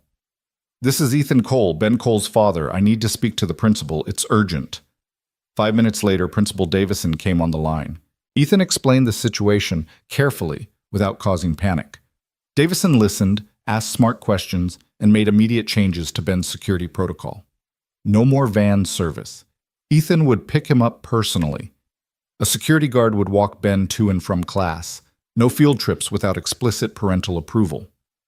Mr. Cole, I want you to know we take our students' safety very seriously. Ben will be protected. Thank you. Ethan's throat was tight. He's been through enough. He doesn't need this. I understand. We'll make sure he's safe. When Ben came home that afternoon, delivered by Ethan personally, after a tense drive where he checked every mirror and memorized every car that followed too long, Ethan had to explain why 2 police officers were sitting in an unmarked car outside their building. Are we in trouble? Ben's eyes were huge. No, but the man I helped arrest has some friends who are mad about it. So the police are making sure we stay safe. Are they going to hurt us? Ethan wanted to lie, wanted to say everything was fine, nothing to worry about. Go do your homework. But he'd learned from Sarah's death that lying to children didn't protect them.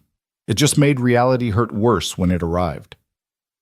They might try, he said honestly, but we're not going to let them. We're going to be smart, careful, and the police are going to help us. Like superheroes? Sort of, except with less flying and more paperwork. Ben managed to smile. Can I tell my friends at school? Better not. The less people know, the safer we are. That night, after Ben fell asleep, Ethan sat in the living room with all the lights off, watching the street below. The police car was still there. A new shift now, different officers. They'd be there all night, every night until the threat was resolved. His phone buzzed, a text from Claire. Detectives agreed to work with us. Meeting tomorrow, 8 a.m. Bring coffee. This is going to be complicated. Ethan smiled despite everything. At least he wasn't facing this alone. The meeting the next morning included Claire, Ethan, Detectives Warren and Torres, 2 FBI agents whose names Ethan immediately forgot, and someone from Davenport's private security consultant firm, an intense woman named Kira Chen who had the look of someone who'd seen combat and won. Here's the situation, Warren began, pulling up images on a screen. The organization Marcus was working for calls themselves the Syndicate. Very original. They operate globally, specializing in corporate and government espionage.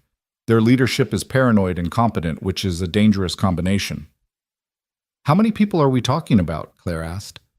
30 confirmed members in the U.S., maybe twice that internationally. They compartmentalize heavily. Each cell operates independently. Marcus was part of the tech theft cell. The cell that's threatening you handles enforcement. Enforcement? Ethan didn't like the sound of that. Punishment for failures, elimination of threats. They're very good at what they do. FBI Agent 1, Ethan thought her name was Richardson, tapped the screen. 3 hits in the last year, all made to look like accidents. Car crash, mugging gone wrong, gas leak. Cheerful, Claire muttered. Their pattern is consistent, Kira spoke up. 2 weeks of surveillance, 1 week of planning, then execution during a routine moment when the target's guard is down. They like to strike when you're alone, distracted, or in a public place where they can disappear into the crowd. So we never give them that moment, Ethan said. We stay guarded, stay aware, change our routines constantly. That's exhausting and unsustainable, Torres countered. You can't live like that indefinitely. Eventually you'll make a mistake, get tired, let your guard down for 30 seconds. That's when they'll strike. Then we make them strike on our terms, Kira said. Set up a scenario where they think they have an opening, but we're actually in control. Draw them out, take them down.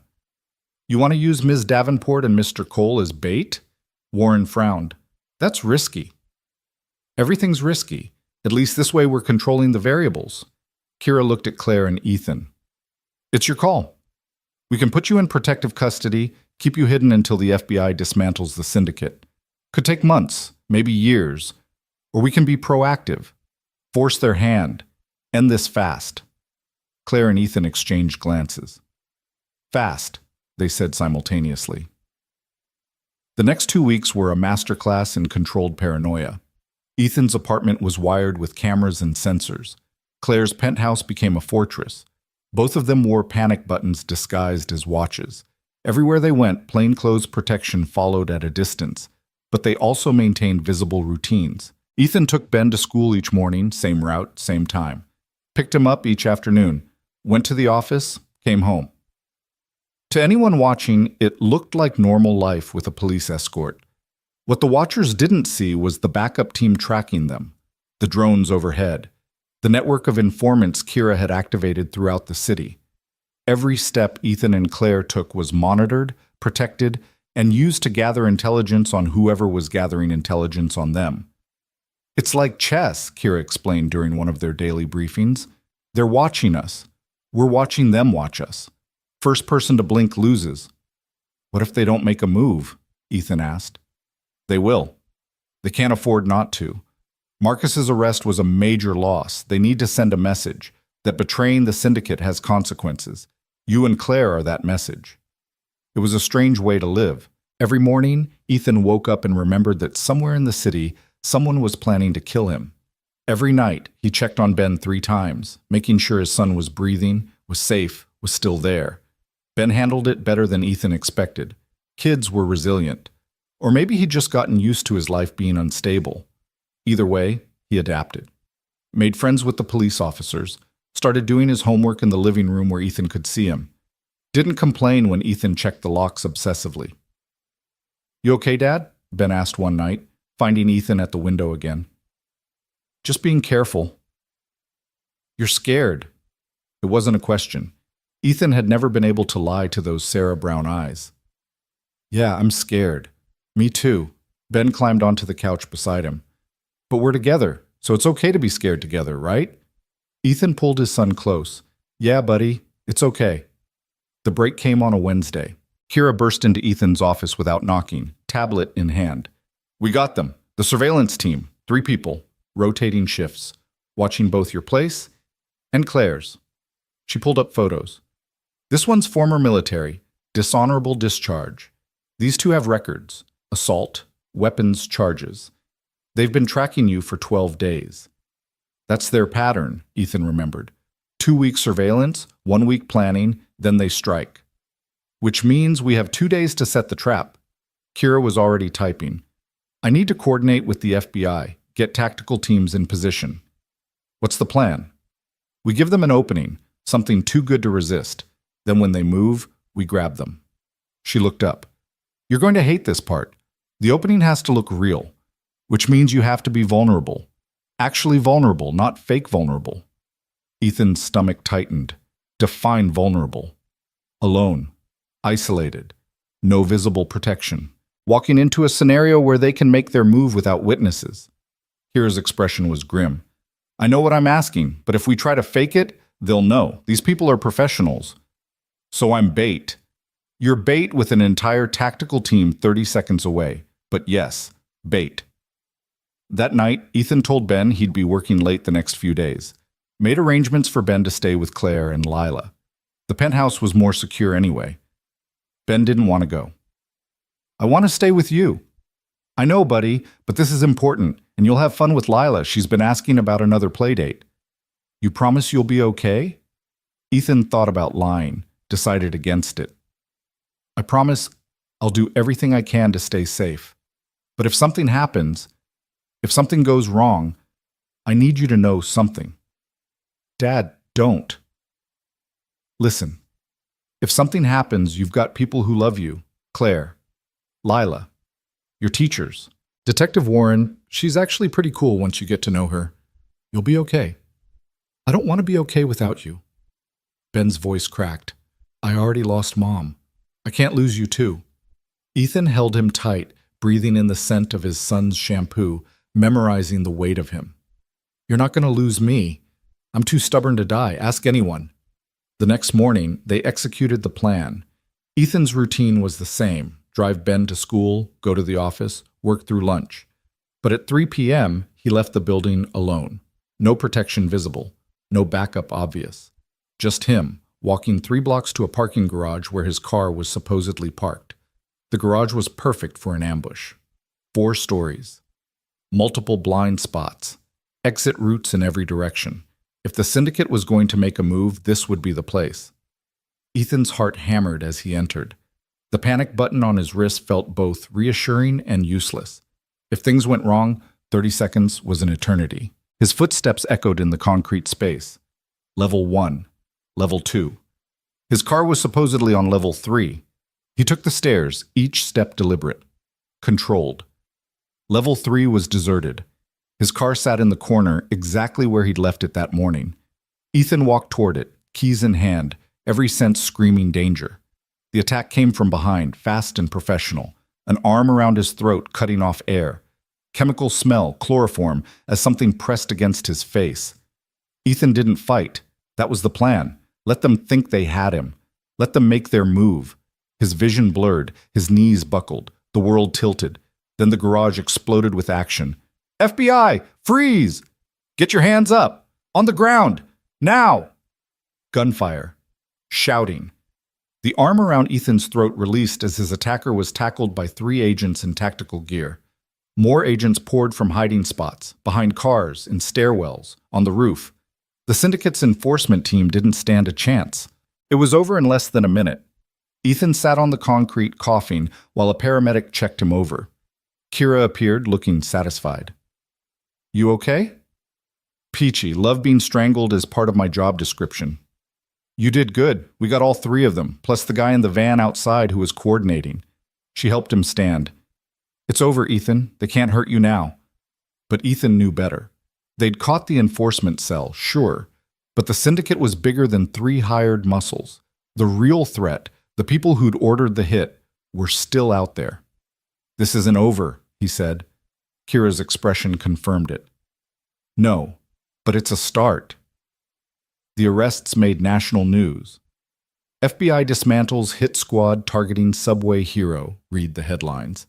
Ethan's face was plastered everywhere again, the man who couldn't catch a break from being heroic.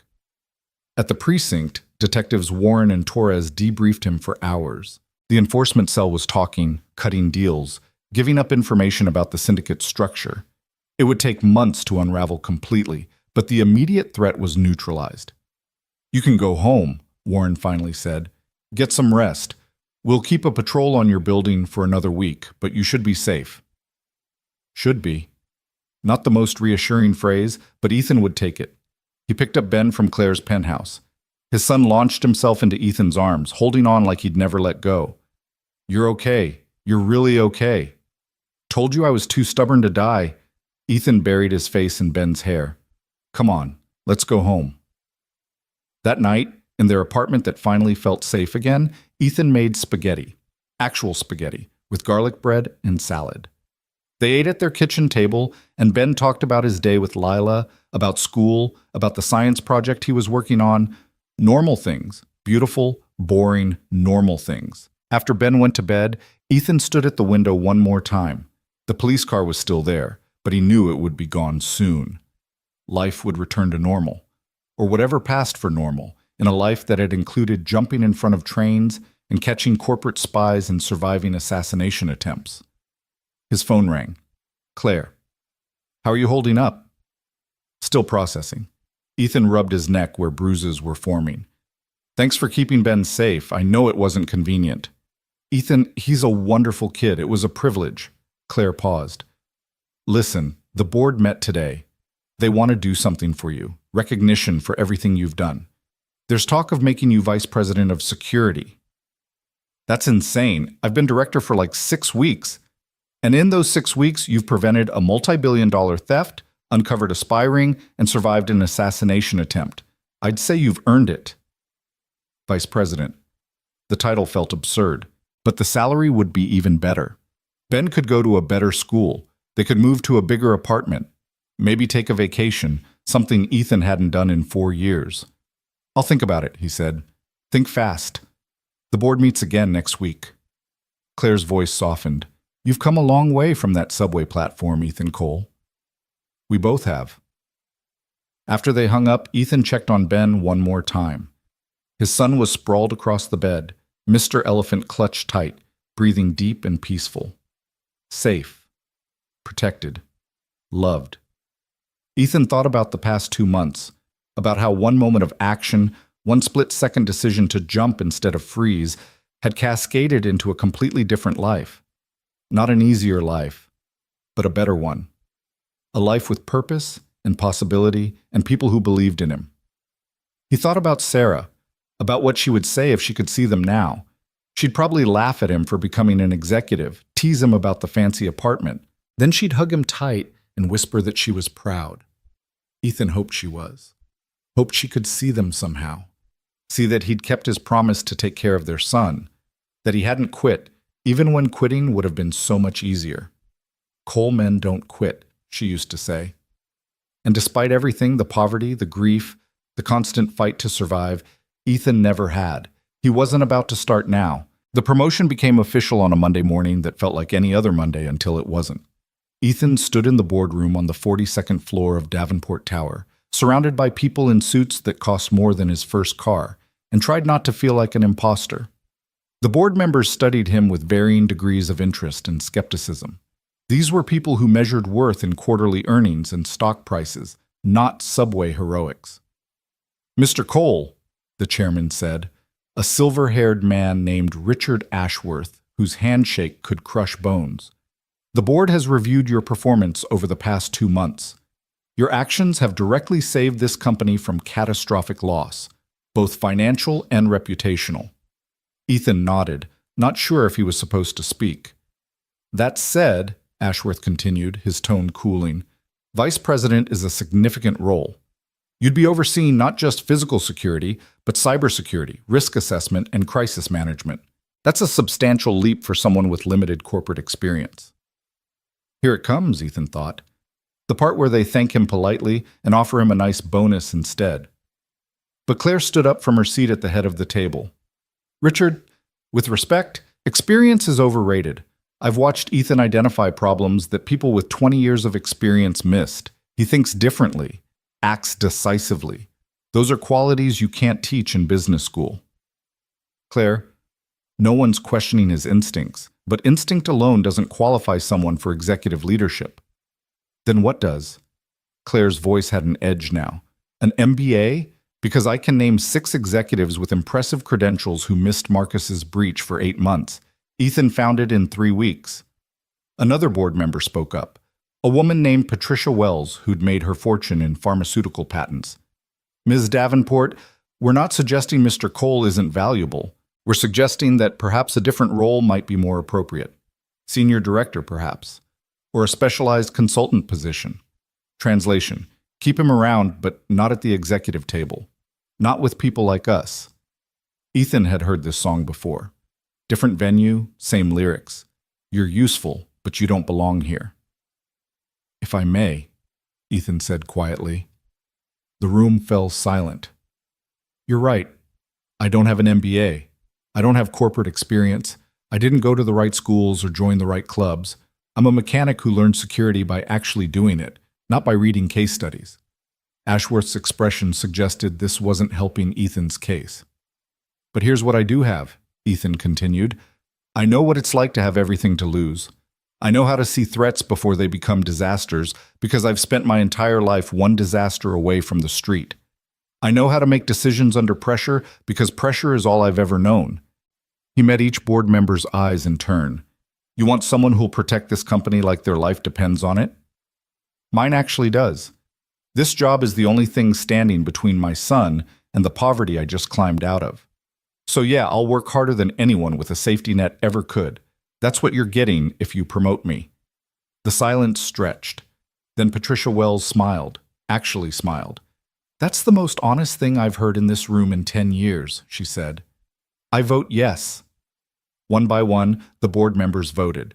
Not unanimous. Ashworth and 2 others voted no, but enough. The promotion passed. Afterward, Claire pulled Ethan aside in the hallway. "That was either the bravest or stupidest thing you've ever said in a business setting." "Probably both." Ethan loosened his tie. Still couldn't get used to wearing the damn things. "Thanks for backing me in there." "I didn't back you. I stated facts." Claire smiled. "Besides, you've saved my daughter and my company. The least I can do is defend you to a room full of people who've never risked anything more serious than a bad stock pick." "Ashworth hates me now." "Richard hates everyone under 60 who doesn't play golf. Don't take it personally." She checked her phone, frowned. "Speaking of risks, we have a problem. Come to my office." Claire's office was what you'd expect from someone running a multi-billion-dollar company. Floor-to-ceiling windows, minimalist furniture that probably cost more than Ethan's entire apartment, and enough technology to launch a small satellite. She pulled up an email on her main screen. This came in an hour ago, encrypted, routed through 6 proxies, untraceable. Claire's jaw was tight. Read it. The email was short and venomous. You thought arresting our people would end this? You thought wrong. The syndicate doesn't forget. The syndicate doesn't forgive. Your daughter is 8 years old. She likes strawberry ice cream and that stuffed rabbit. She walks to the park every Saturday at noon. Would be a shame if something happened. Drop all charges against our people. Pay $20 million to the attached account. You have 72 hours. This is your only warning. Ethan's blood went cold. They're threatening Lila? Not just threatening, they're proving they've been watching her, closely. Claire's hands were shaking, the first time Ethan had seen her truly rattled. The FBI said the immediate threat was neutralized. They lied or they were wrong. Did you forward this to the FBI? 5 minutes after I got it. They're analyzing it now, but Ethan, 72 hours. That's not much time. You're not actually considering paying them. I'm considering keeping my daughter alive, Claire's voice cracked. They know her schedule, her favorite foods. They've been close enough to watch her. What if they... She didn't finish, didn't have to. Ethan pulled out his phone, called Kira. She answered on the first ring. The syndicate just made contact, Ethan said without preamble. Ransom demand targeting Lila Davenport. We need to move now. I'm already mobilizing. FBI wants to set up at Claire's penthouse. Full protection detail for both families. No one goes anywhere alone. That didn't stop them before. This time will be different. We're not playing defense anymore. Kira's voice was cold. They threatened a child. Gloves are off. Within 2 hours, Claire's penthouse had transformed into a command center. FBI agents occupied the guest rooms. Computers lined the dining room table. Tactical teams positioned throughout the building. And in the middle of it all, Lila played with Ben, blissfully unaware that she was the target of a criminal organization. Should we tell her? Claire asked Ethan quietly, watching their children build a fort from couch cushions. Tell an 8-year-old that bad people want to hurt her? What good would that do? She has a right to know she's in danger. She's a kid. Her right is to feel safe, even if it's a lie. Ethan remembered his own childhood, the constant moving, the fear, never knowing when the next eviction or disaster would hit. We protect her by handling this, not by scaring her. Claire nodded slowly. When did you get so wise about children? When I became terrified of screwing up the one I have. Detective Warren arrived at 6 with Torres and 2 FBI agents Ethan now knew as Richardson and Chen. They gathered in Claire's study, away from the children, to strategize. The email was sent from a burner device in Bulgaria, Richardson said. Impossible to trace beyond that. But the encryption is sophisticated, same signature as other syndicate communications. So we know it's legitimate, Torres added. They're serious about this. Then we give them what they want, Claire said. 20 million. I can have it wired by tomorrow. No, Kira's voice cut through. You pay once, they'll bleed you forever. Plus it funds their operations. We can't let that happen. My daughter's life is worth more than 20 million. Your daughter's life is worth everything, which is why we're not letting them anywhere near her. Kira pulled up building schematics on a tablet. They gave us 72 hours because they think that's not enough time to prepare properly. They're wrong. We locked down this building. Vary Lila's routine completely. Put decoys in place. Make them think they have an opening that's actually a trap. We tried that with Ethan. It barely worked. It worked perfectly, Kira corrected. We caught the entire enforcement cell. This time we'll catch whoever's running the operation. Cut the head off the snake. Ethan listened to them debate tactics and wondered when his life had become a crime thriller. 3 months ago, his biggest concern was finding enough change to do laundry. Now he was planning counter-operations against international criminals. What if we're thinking about this wrong? He said suddenly. Everyone turned to look at him. They want us scared, want us reactive. What if we go on offense instead? Meaning what? Warren asked. Meaning the people we arrested are in custody, right? Marcus and the enforcement cell. They're facing serious time. What if we use them? Offer deals in exchange for information about the leadership. Find out who's actually giving orders. Already tried, Torres said. They're more scared of the syndicate than they are of prison. No one's talking. Then we make them more scared of us. Ethan looked at Claire. You run a tech company. You have resources. Hackers, probably. People who can dig into places the FBI can't officially go. You're suggesting we commit crimes to fight criminals? Richardson frowned. That's not how this works. With respect, Agent Richardson, the way it works hasn't been keeping us safe. Ethan stood, started pacing. The syndicate operates in shadows, uses proxies and cutouts so no one can connect them to the crimes. We need to drag them into the light. Find out who they are, where they are, hit them before they hit us. That's vigilante justice, Warren said. You could go to jail. Better jail than a funeral. Ethan stopped pacing, faced them all. Look, I'm not saying we break laws. I'm saying we use every legal resource we have, and maybe bend a few rules around the edges.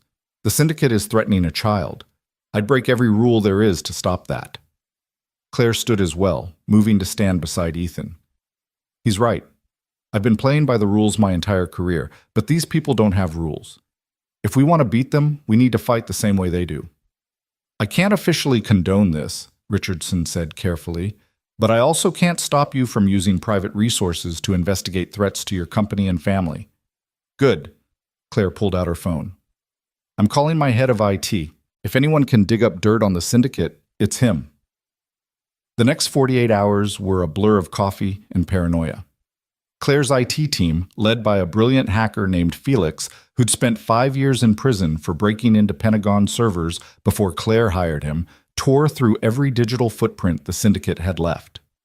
Bank accounts in the Caymans, shell corporations in Delaware, property records in 3 countries. Slowly, painfully, they built a map of the organization. Meanwhile, Ethan coordinated physical security, varied Lila and Ben's schedules constantly, hired private security to supplement the FBI presence, turned Claire's building into a fortress and his own apartment into a secondary bunker. Ben hated it. Dad, I want to go outside. I want to see my friends. I know, buddy. Just a few more days. You said that yesterday and the day before. Ben's eyes, Sarah's eyes, were accusing. We're prisoners. We're safe. Same thing. Ethan didn't have an answer for that because Ben was right.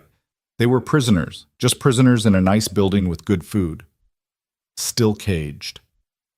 On the third night, with 12 hours left before the ransom deadline, Felix burst into the study where Ethan and Claire were reviewing security protocols. I found them. Felix's eyes were wild behind his glasses. The actual leadership. 3 people running the whole operation. He threw names and photos onto the main screen. 3 faces, 2 men, 1 woman, all of them respectable looking, all of them with legitimate business covers. Alexander Petrov, Russian oligarch, officially in oil and gas, really in everything illegal. He's the money. Felix pointed to the first face. Jennifer Marks, British, runs a private equity firm. She's the legitimacy, helps launder syndicate profits through legal investments. And this guy?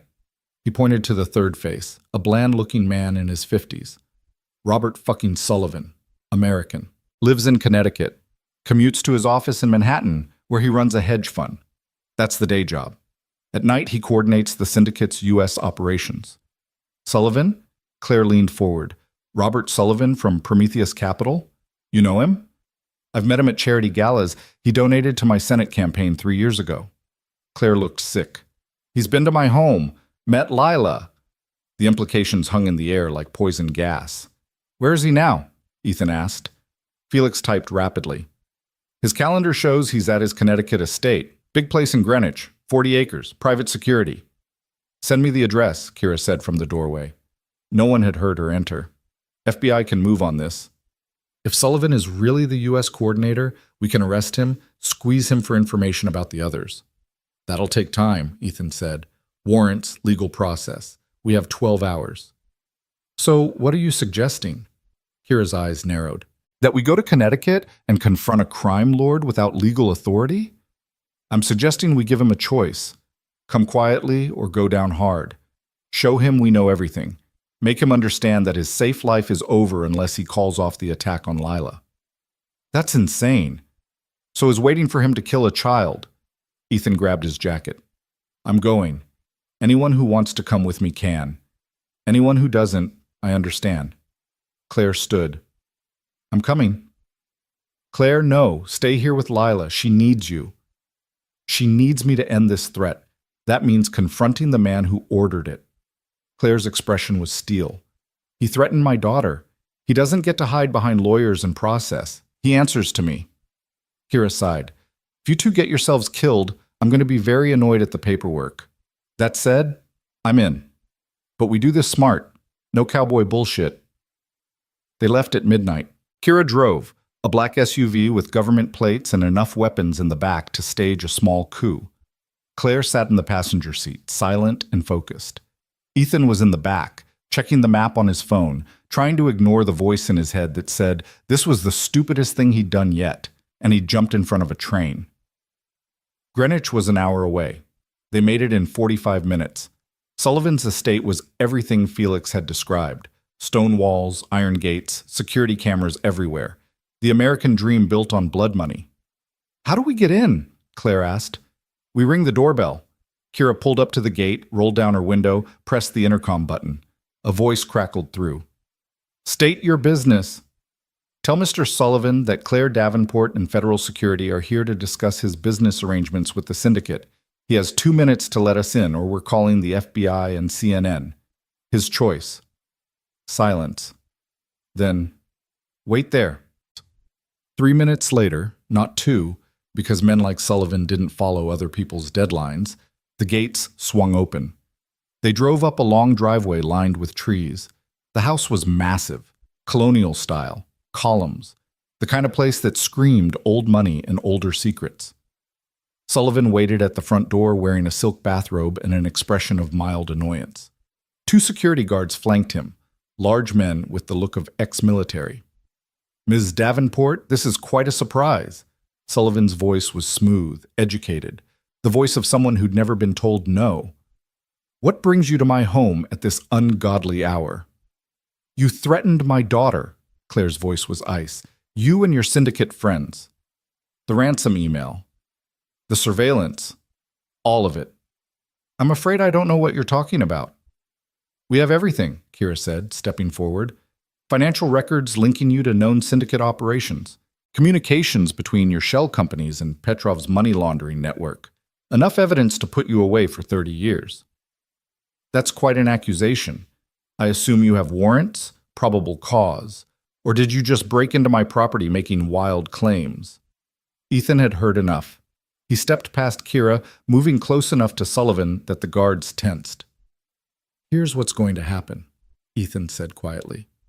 You're going to call off whatever you've got planned for Lila Davenport. You're going to dissolve your relationship with the syndicate, and you're going to disappear from our lives completely. Sullivan actually smiled. Or what? You'll jump in front of another train? You're the hero from the subway, aren't you? I've seen the videos. Very impressive. But this isn't a subway platform, Mr. Cole. This is my home, my territory. You have no power here. I have evidence of your crimes. I have connections to the FBI. I have a very motivated CEO who will dedicate every resource she has to destroying you. Ethan's voice stayed level. But more than that, I have nothing left to lose. You threaten my son, Claire's daughter, any child anywhere, I'll burn your entire world down. I don't care about laws or consequences. I care about keeping kids safe from men like you. For the first time, Sullivan's smile faltered. You're threatening me? In my own home? I'm promising you. Ethan didn't blink. Call it off, all of it. Or we release everything we've found to the FBI, the SEC, and every news organization in the country. You'll be toxic. Your business partners will run. Your political connections will evaporate. You'll spend the rest of your life in a cell or on the run. Your choice.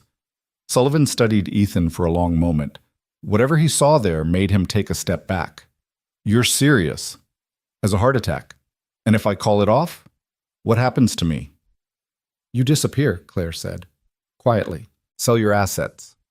Move somewhere with no extradition treaty. We keep the evidence as insurance. You stay gone, you stay safe. You ever come back, we destroy you. That's not much of a deal. It's the only deal you're getting. Claire's voice was hard. Take it or leave it, but decide now because in 10 minutes I'm making calls you can't take back. Sullivan looked at his guards. at Kira's hand resting casually near her weapon, at Ethan's face, which promised violence if necessary. He was a smart man, smart enough to know when he'd lost. Fine. The word came out like broken glass.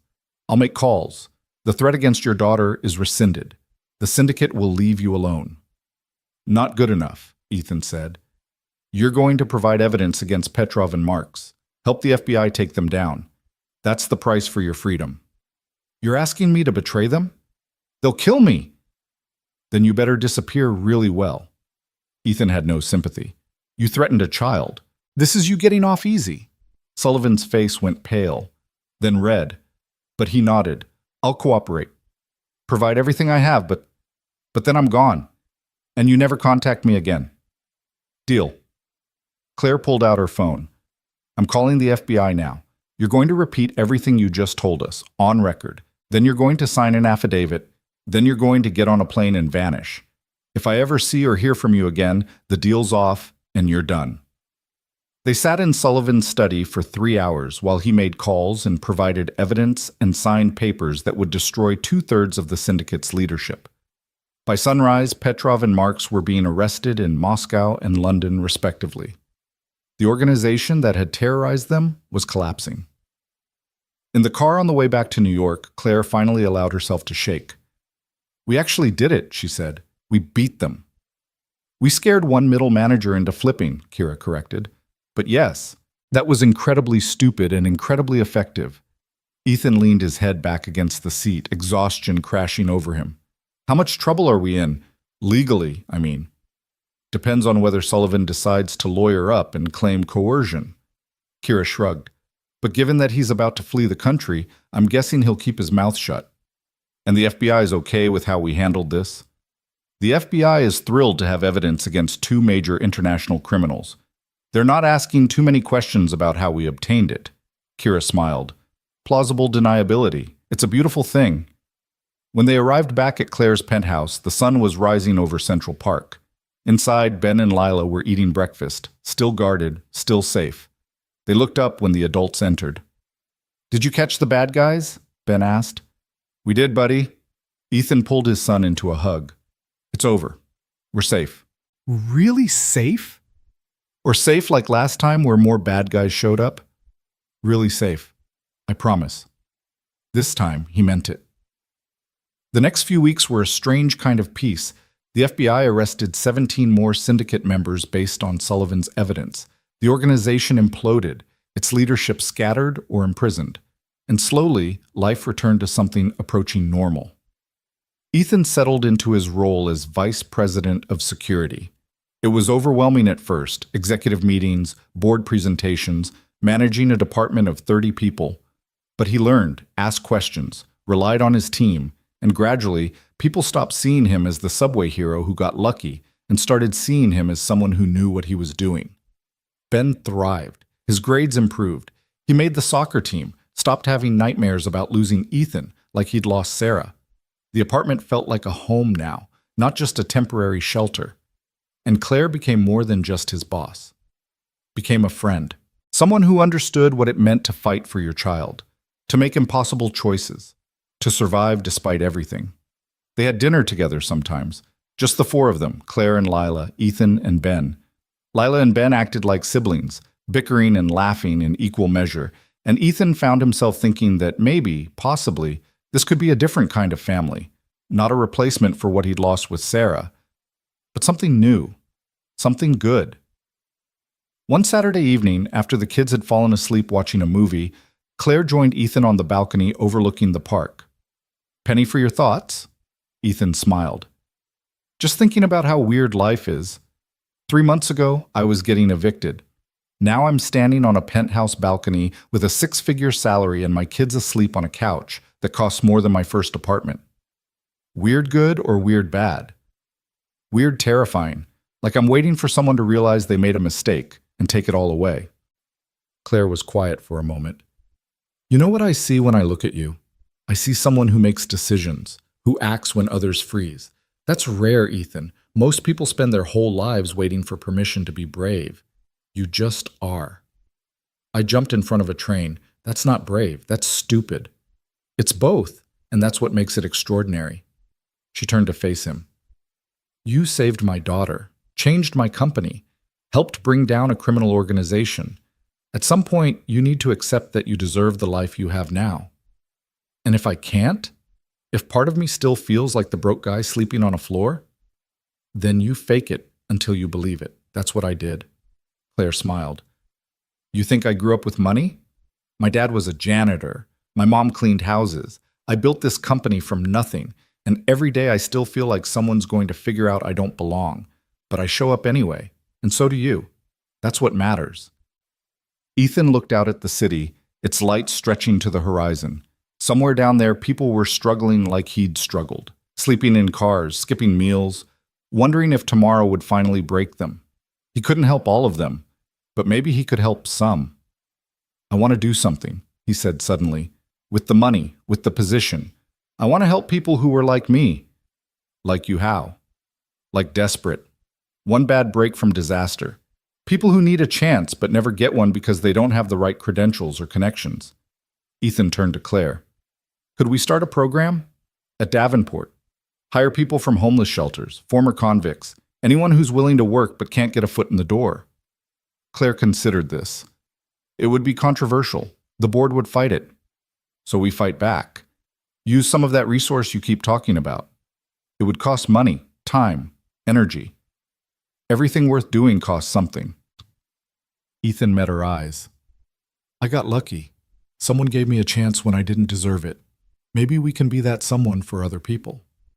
Claire smiled, a real smile, not the corporate mask she wore in meetings. You know what? Let's do it. I'll present it to the board. Call it the Second Chance Initiative. Make the business case that hiring motivated people is good for the bottom line. And if they say no, then I'll do it anyway. Being CEO has some perks. She held out her hand. Partners? Ethan shook it. Partners. Inside, Ben stirred on the couch, calling out sleepily for Ethan. He went to his son, carried him to the guest room they'd started keeping ready, tucked him in beside Mr. Elephant. Love you, Dad, Ben mumbled. Love you too, buddy. As Ethan stood in the doorway watching his son sleep, he thought about the path that had led them here. The train platform, the jump, the arrests and threats and near-death experiences. All of it had been terrifying. All of it had been worth it, because Ben was safe, happy, building a life that had possibility instead of just survival.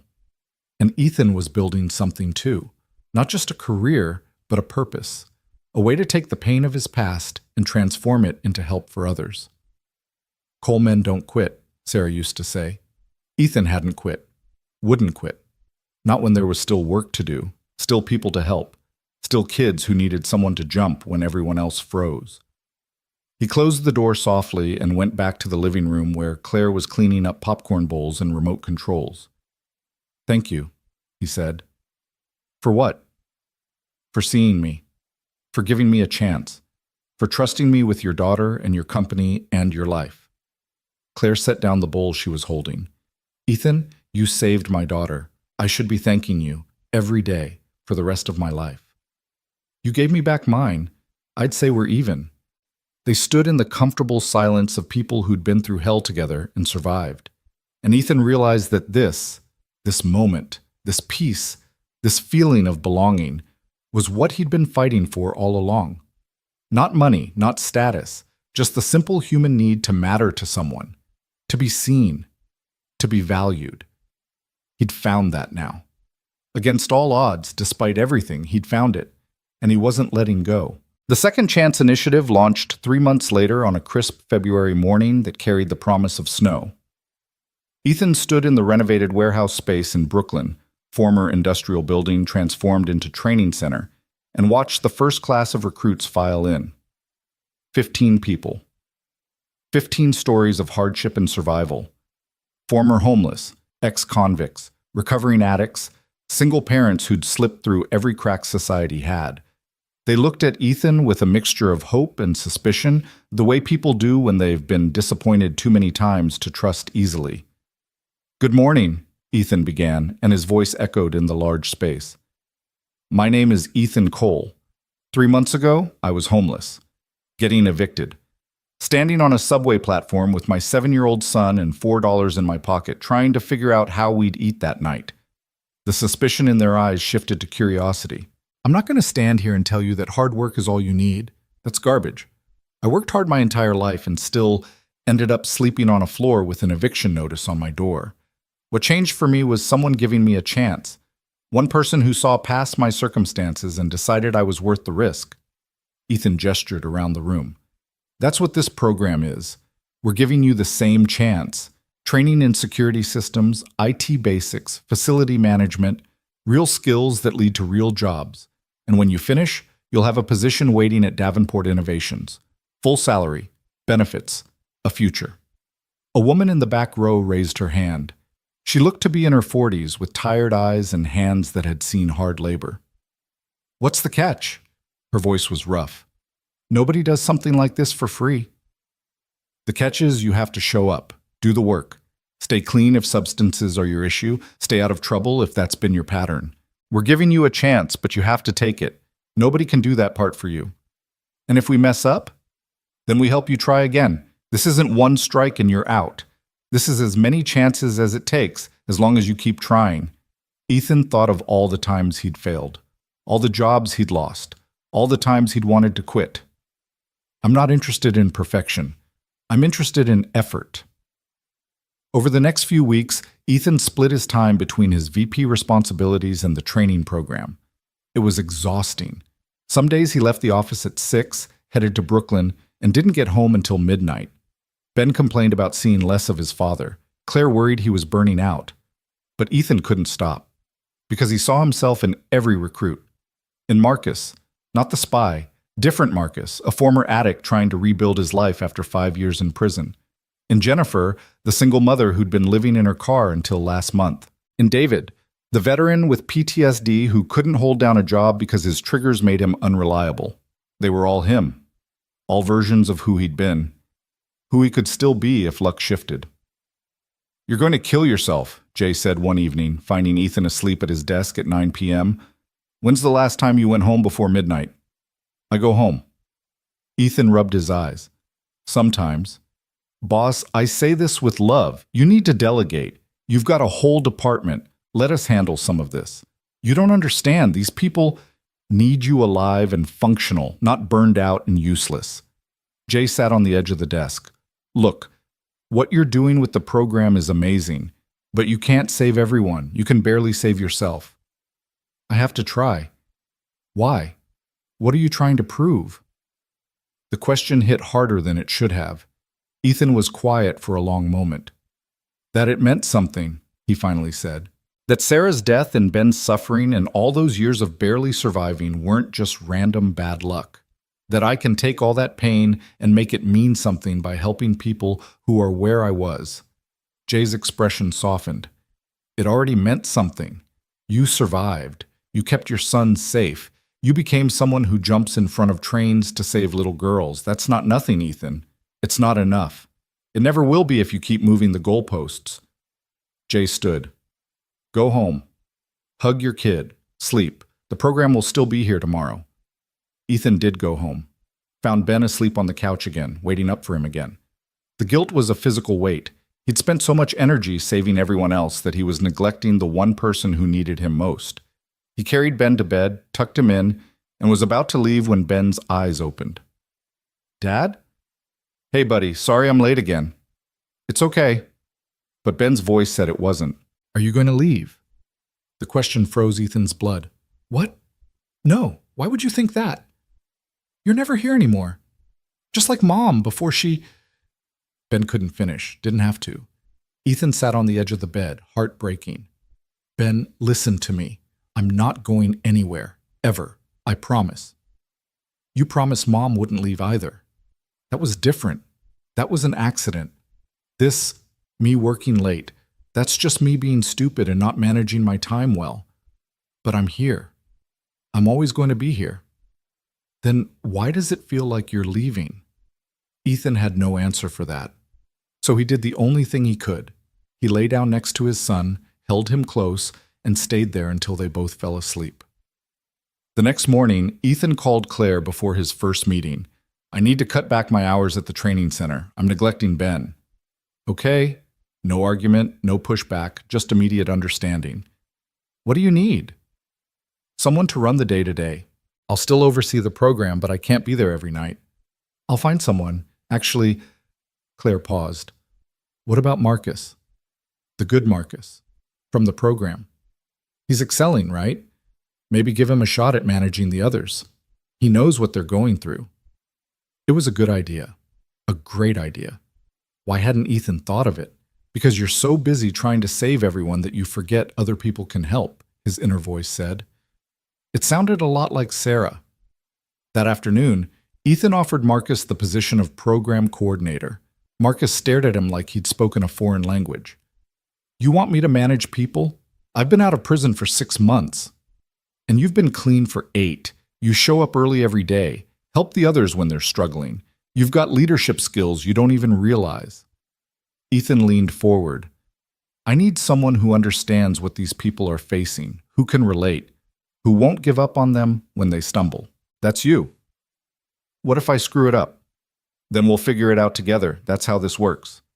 Marcus took the job, and Ethan started coming home at reasonable hours, had dinner with Ben, helped with homework, went to soccer games, slowly rebuilt the connection he'd almost lost in his drive to help everyone else.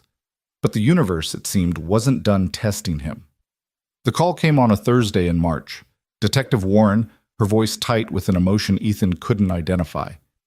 Ethan, we have a situation. Can you come to the precinct? What kind of situation? The kind I can't discuss on the phone. Bring Claire if you can. You're both going to want to hear this. They met at the precinct an hour later. Warren led them to the same conference room where Ethan had first been interrogated after the subway rescue. It felt like a lifetime ago. Torres was there. Richardson. And a man Ethan didn't recognize. Early 60s, expensive suit, the bearing of someone important. Ms. Davenport, Mr. Cole, this is Assistant Director Matthews from the FBI. Warren gestured to the stranger. He has some information about the syndicate case. Matthews didn't waste time on pleasantries. We've been analyzing the evidence Robert Sullivan provided. His testimony helped us dismantle most of the syndicate's operations, but in the process, we discovered something unexpected. He pulled up a photo on the screen, a young woman, maybe 25, with dark hair and scared eyes. This is Natasha Volkov. She's Alexander Petrov's niece. She was working as a low-level courier for the syndicate. When we arrested Petrov, she disappeared. We assumed she fled the country. Matthew's expression was grim. We were wrong. She's here in New York, and 3 days ago she reached out to us through a lawyer. She wants to turn state's evidence against her uncle, provide information about operations we don't know about, in exchange for witness protection. That's good, right? Claire asked. More evidence against Petrov? It would be, except she has a condition. Matthews looked directly at Ethan. She'll only speak to you. No one else. She says she trusts you because of what you did on the subway platform.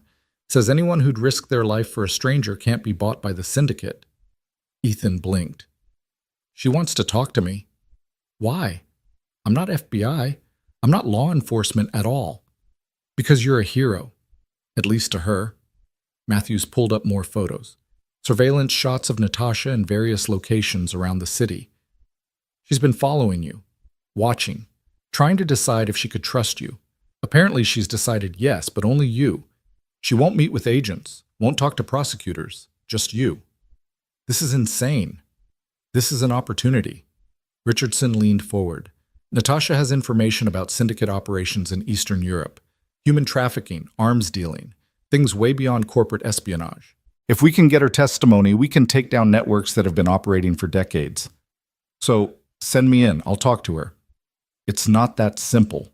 Matthews's jaw tightened. Natasha is paranoid, believes the syndicate has people everywhere. She won't meet anywhere official. She's chosen a location, wants you to come alone. No backup, no wire, no weapons. Just you and her, in a public place where she can see you're not setting her up. Absolutely not. Claire's voice was sharp. That's a trap. Has to be. We don't think so. Torres pulled up more surveillance. We've been watching her. She's genuinely scared, genuinely wants out. But she's also genuinely paranoid. If we spook her, she'll run. We'll lose her and all the intelligence she has. Where does she want to meet? Ethan asked. Matthews met his eyes. The Morrison Street subway platform. Where you saved Lila. She says it's symbolic. Proof that you care more about saving people than your own safety. The subway platform. The place where everything had started. Of course it would come full circle there. When? Tomorrow night, 7 p.m. She'll be waiting at the north end of the platform. You approach her, talk to her, convince her to come with you to a safe location where we can properly debrief her. She agrees, we protect her, we get the testimony. Everyone wins. Except if it's a trap, Claire repeated. Then Ethan gets killed on the same platform where he almost died before. We'll have agents nearby, Richardson said. Not close enough to scare her off, but close enough to intervene if something goes wrong. Ethan will be as safe as we can make him. As safe as we can make him isn't very safe. Claire looked at Ethan. You don't have to do this. Let the FBI handle it. They can't. She won't talk to them. Ethan stood, started pacing. Look, I don't love this plan. It feels like every bad decision I've made rolled into one. But if this woman has information that can stop human trafficking, arms dealing, that's bigger than me being uncomfortable. It's bigger than you being dead, too. I won't be dead. I'll be careful. I'll have backup nearby. And I'll be doing what I apparently do best, jumping into dangerous situations to help people. He tried for a smile. It probably didn't work. Besides, what's the worst that could happen? Don't! Claire's voice was hard. Don't joke about this. Don't pretend it's not terrifying. I'm not pretending. I'm terrified, but I'm going anyway. They argued for another hour. Claire tried every angle to talk him out of it. But in the end, Ethan's decision was made. He'd meet Natasha Volkov. He'd hear what she had to say. He'd try to save one more person who needed saving. That night, he had the conversation he'd been dreading. Sat Ben down after dinner and explained that he had to do something dangerous tomorrow. Didn't sugarcoat it. Didn't lie. Are you going to die? Ben asked, his voice small. I'm going to try very hard not to. That's not an answer. It's the only honest one I have. Ethan pulled his son close. Ben, sometimes people need help. And sometimes the only person who can help is me. I don't want to leave you. I don't want to risk not coming home. But I can't look at myself in the mirror if I don't try. Mom tried to help people too. She was going to be a nurse. Then she died. I know, and I know that's terrifying. But, buddy, we can't stop living because we're afraid of dying. Your mom taught me that. She'd want me to do this. She'd want you to stay safe. She'd want me to be the kind of man who jumps when people are falling. Even if it's scary, especially if it's scary. Ethan took a breath. If something happens tomorrow, if I don't come back, I need you to remember something. You are loved. By me. By Claire and Lila. By so many people. You're going to be okay. Not right away, but eventually. Dad, stop. And I need you to keep being brave. Keep being kind. Keep being the amazing kid you are. That's how you honor my memory. Not by falling apart, but by living a life that makes me proud. Can you do that?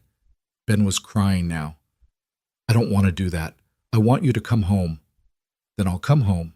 I'll try my absolute hardest to come home. They held each other for a long time. And when Ethan finally tucked Ben into bed, he stood in the doorway memorizing his son's face, just in case. The next evening arrived with the weight of inevitability. Ethan put on comfortable clothes, jeans, a jacket, boots good for running if necessary. No wire, no weapon, no phone. Just him and whatever words he could find to convince a terrified woman to trust the system that had probably failed her 100 times. Claire met him at Davenport Tower before he left. She looked like she hadn't slept. I hate this, she said. I know. If you die, I'm going to kill you. That's fair. She hugged him suddenly, fierce and desperate. You changed my life, Ethan Cole. You saved my daughter. You made me remember what it means to be brave. Don't you dare die on that platform. I don't plan to. Plans don't matter. Promise me you'll come back. I can't promise that. Then promise me you'll try. That I can do. He took the subway to Morrison Street. The same route he'd taken 3 months ago with Ben. The same platform where everything had changed. It looked exactly the same: fluorescent lights, dirty tile, the yellow warning line. But it felt different, heavier, like the platform knew what was coming. Ethan checked his watch. 6:58, 2 minutes. FBI agents were positioned throughout the station. He couldn't see them, but he knew they were there. Torres in a newsstand. Richardson dressed as a homeless man. Others scattered through the crowd, watching, waiting. The platform filled with evening commuters. People heading home from work, from school, from lives that didn't involve meeting paranoid witnesses about international crime syndicates. 7 p.m. At the north end of the platform, a young woman appeared, dark hair under a baseball cap, oversized jacket. She looked like she wanted to disappear. Her eyes found Ethan's across the crowd. Natasha Volkov. Ethan walked toward her slowly, non-threatening, hands visible, smile genuine. Natasha. She nodded. Didn't speak. Her eyes darted around constantly, checking faces, looking for threats. Thank you for trusting me, Ethan said quietly. I know that's hard. You jumped. Her accent was thick, Russian. Everyone else stood still, but you jumped. Why? Because she was falling. Someone had to. That's stupid. You could have died. Yeah, but I didn't. Natasha studied him. Whatever she saw must have satisfied her because she took a step closer.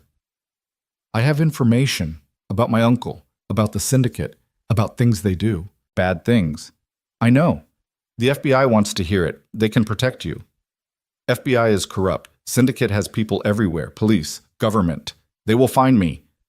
Not if we do this right. Not if you let us help you. Ethan kept his voice steady, calm. Natasha, I'm not going to lie to you. Witness protection isn't perfect, but it's better than running, better than looking over your shoulder forever. You promise I'll be safe? I promise we'll do everything we can to keep you safe. That's the best anyone can promise. She was wavering. Ethan could see it, the desperate hope fighting with learned distrust. Then her eyes went wide. Get down! She shoved Ethan hard. He stumbled backward as gunfire erupted. Commuters screamed. People scattered. And Natasha, brave, terrified Natasha, took 3 bullets meant for Ethan. She dropped. Ethan's training kicked in. He dragged her behind a support column as more shots rang out. FBI agents swarmed from hiding spots. Someone was shouting into a radio. Someone else returned fire. Natasha was bleeding, a lot. Her eyes found Ethan's. Sorry, she whispered. They followed me. I tried. So careful. Don't talk. Save your strength. Ethan pressed his hands against the worst wound, trying to stop the bleeding. Help is coming. You're going to be okay. Always a hero. She smiled weakly. Even when stupid. Yeah, well, stupid is kind of my thing. The gunfire stopped. FBI agents had the shooter, just one, looked like syndicate, definitely professional. Torres appeared beside Ethan, already calling for paramedics. She's losing a lot of blood. I know. Where the hell is the ambulance? Natasha's hand found Ethan's, squeezed weakly. Thank you, she breathed, for trying. You're not dying. Don't you dare die. Tell FBI. Look in Brighton Beach, storage unit number 247. Evidence there. Everything they need. You can tell them yourself when you wake up. If I don't, her eyes were closing. Tell them I tried to be brave, like you. You are brave. You saved my life. That's pretty damn brave. But she was unconscious now, and the blood wasn't stopping, and Ethan had been in enough bad situations to know what death looked like when it was winning. The ambulance arrived. Paramedics took over. They loaded Natasha onto a stretcher, started IVs, worked with desperate efficiency.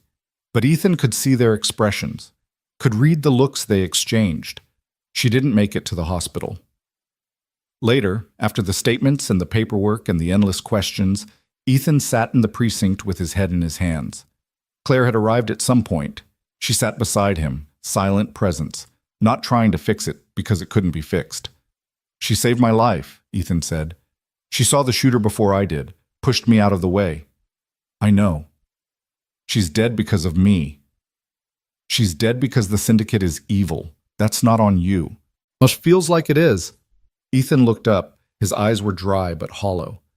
Everyone I try to help ends up hurt. Marcus got arrested. You got shot at. Now Natasha's dead. Maybe I should stop trying to save people. Maybe you should accept that you can't save everyone. Claire's voice was gentle. But that doesn't mean you stop trying. Natasha knew the risks. She reached out anyway. She chose to be brave. That's not your fault. She gave me information. Storage unit in Brighton Beach. Said there's evidence there. Then we'll follow up. We'll make sure her death meant something. Claire took his hand. That's how we honor her. Not by giving up. By finishing what she started. The FBI raided the storage unit the next day. Found exactly what Natasha had described.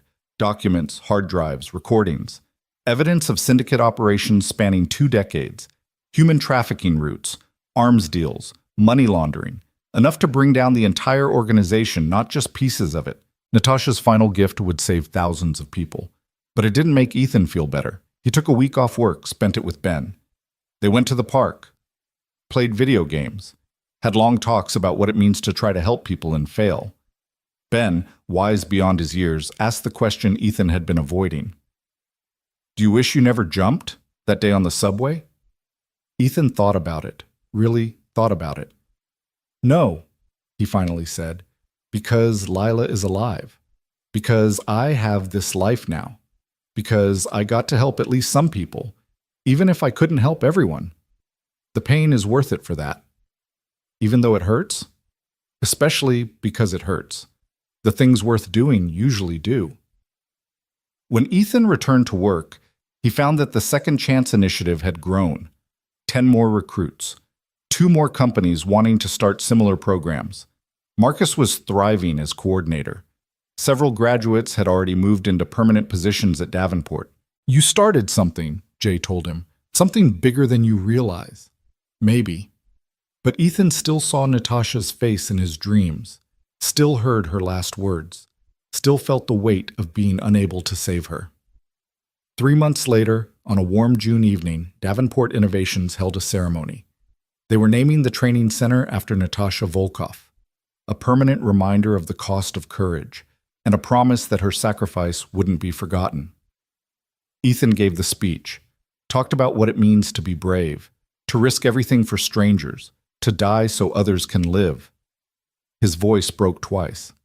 Claire stood beside him, steady presence, reminding him he wasn't alone. After the ceremony, as people mingled and celebrated, Ben tugged Ethan's sleeve. Dad, look! He pointed to the entrance where someone Ethan never expected to see was walking in. Sarah's parents. Ben's grandparents. They'd maintained civil distance for years, occasional supervised visits, but nothing more. Sarah's mother, Patricia, approached slowly. Her eyes were red. Ethan, can we talk? They stepped outside. The evening air was cool, comfortable. We've been following the news, Patricia said. Everything you've done, the subway, the company, this program. We've been watching. Okay? Ethan wasn't sure where this was going. We were wrong. The words came out difficult, painful. When Sarah died, we blamed you. Thought you couldn't take care of Ben. We were wrong.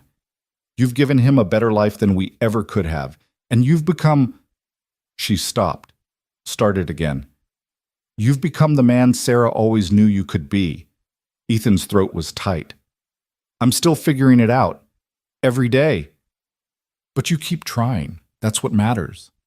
Patricia looked toward the building where Ben was playing with Lila. We'd like to be part of his life, real part, not just occasional visits. If you'll let us. Sarah would have wanted that. Ethan knew it without question. Yeah, he said. I'd like that too. That night, after everyone left and the building was quiet, Ethan stood alone in the training center that bore Natasha's name. He thought about the chain of events that had started on a subway platform. One jump. One moment of action instead of freezing. And look what had cascaded from it. A saved child. A career. A program helping hundreds. A criminal organization dismantled. Lives changed, including his own. Not all changes were good. Natasha was still dead, the trauma was still real, the nightmares still came. But alongside the pain was growth, purpose. a reason to wake up each morning that went beyond mere survival. His phone buzzed. A text from Claire. "Dinner this weekend? The four of us? Ben wants to teach Lila chess. It'll be a disaster, but entertaining." Ethan smiled, texted back, "We'll be there."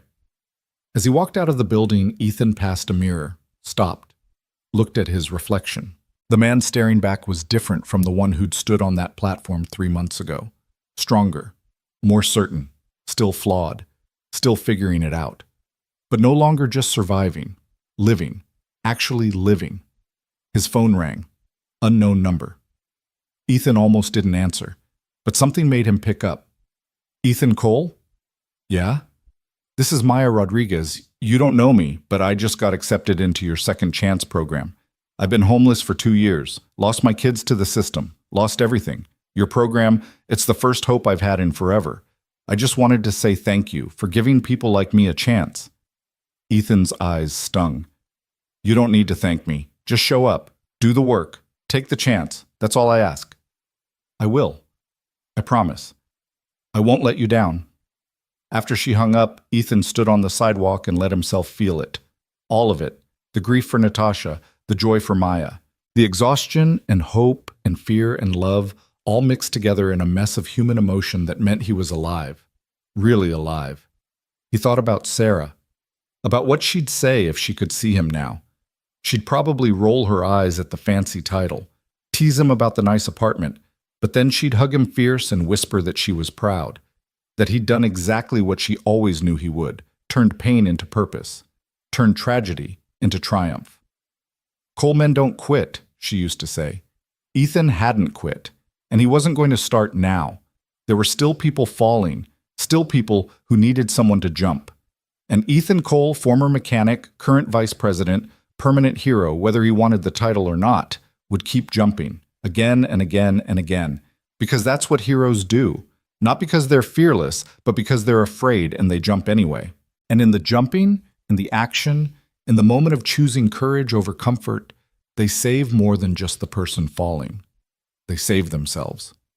Ethan walked home through streets that no longer felt threatening, past buildings that had once seemed like monuments to his failure, but now just looked like the city. His city. The place where he'd hit bottom and somehow found a way to climb back up. When he opened the door to his apartment, Ben looked up from his homework and smiled. "Hey, Dad. You okay?" "Yeah, buddy." Ethan dropped his bag, ruffled his son's hair. "I'm okay. We're okay." "Good. Can you help me with my math? I don't understand fractions." "Sure. Let me just order us some dinner first. Pizza, okay? Extra cheese? Is there any other kind?" They spent the evening on the couch, working through math problems and eating pizza and being together. Simple. Normal. The kind of normal that Ethan had thought he'd lost forever. But here it was. Hard-won. Precious. Real. Later, after Ben was asleep, Ethan stood at the window one last time.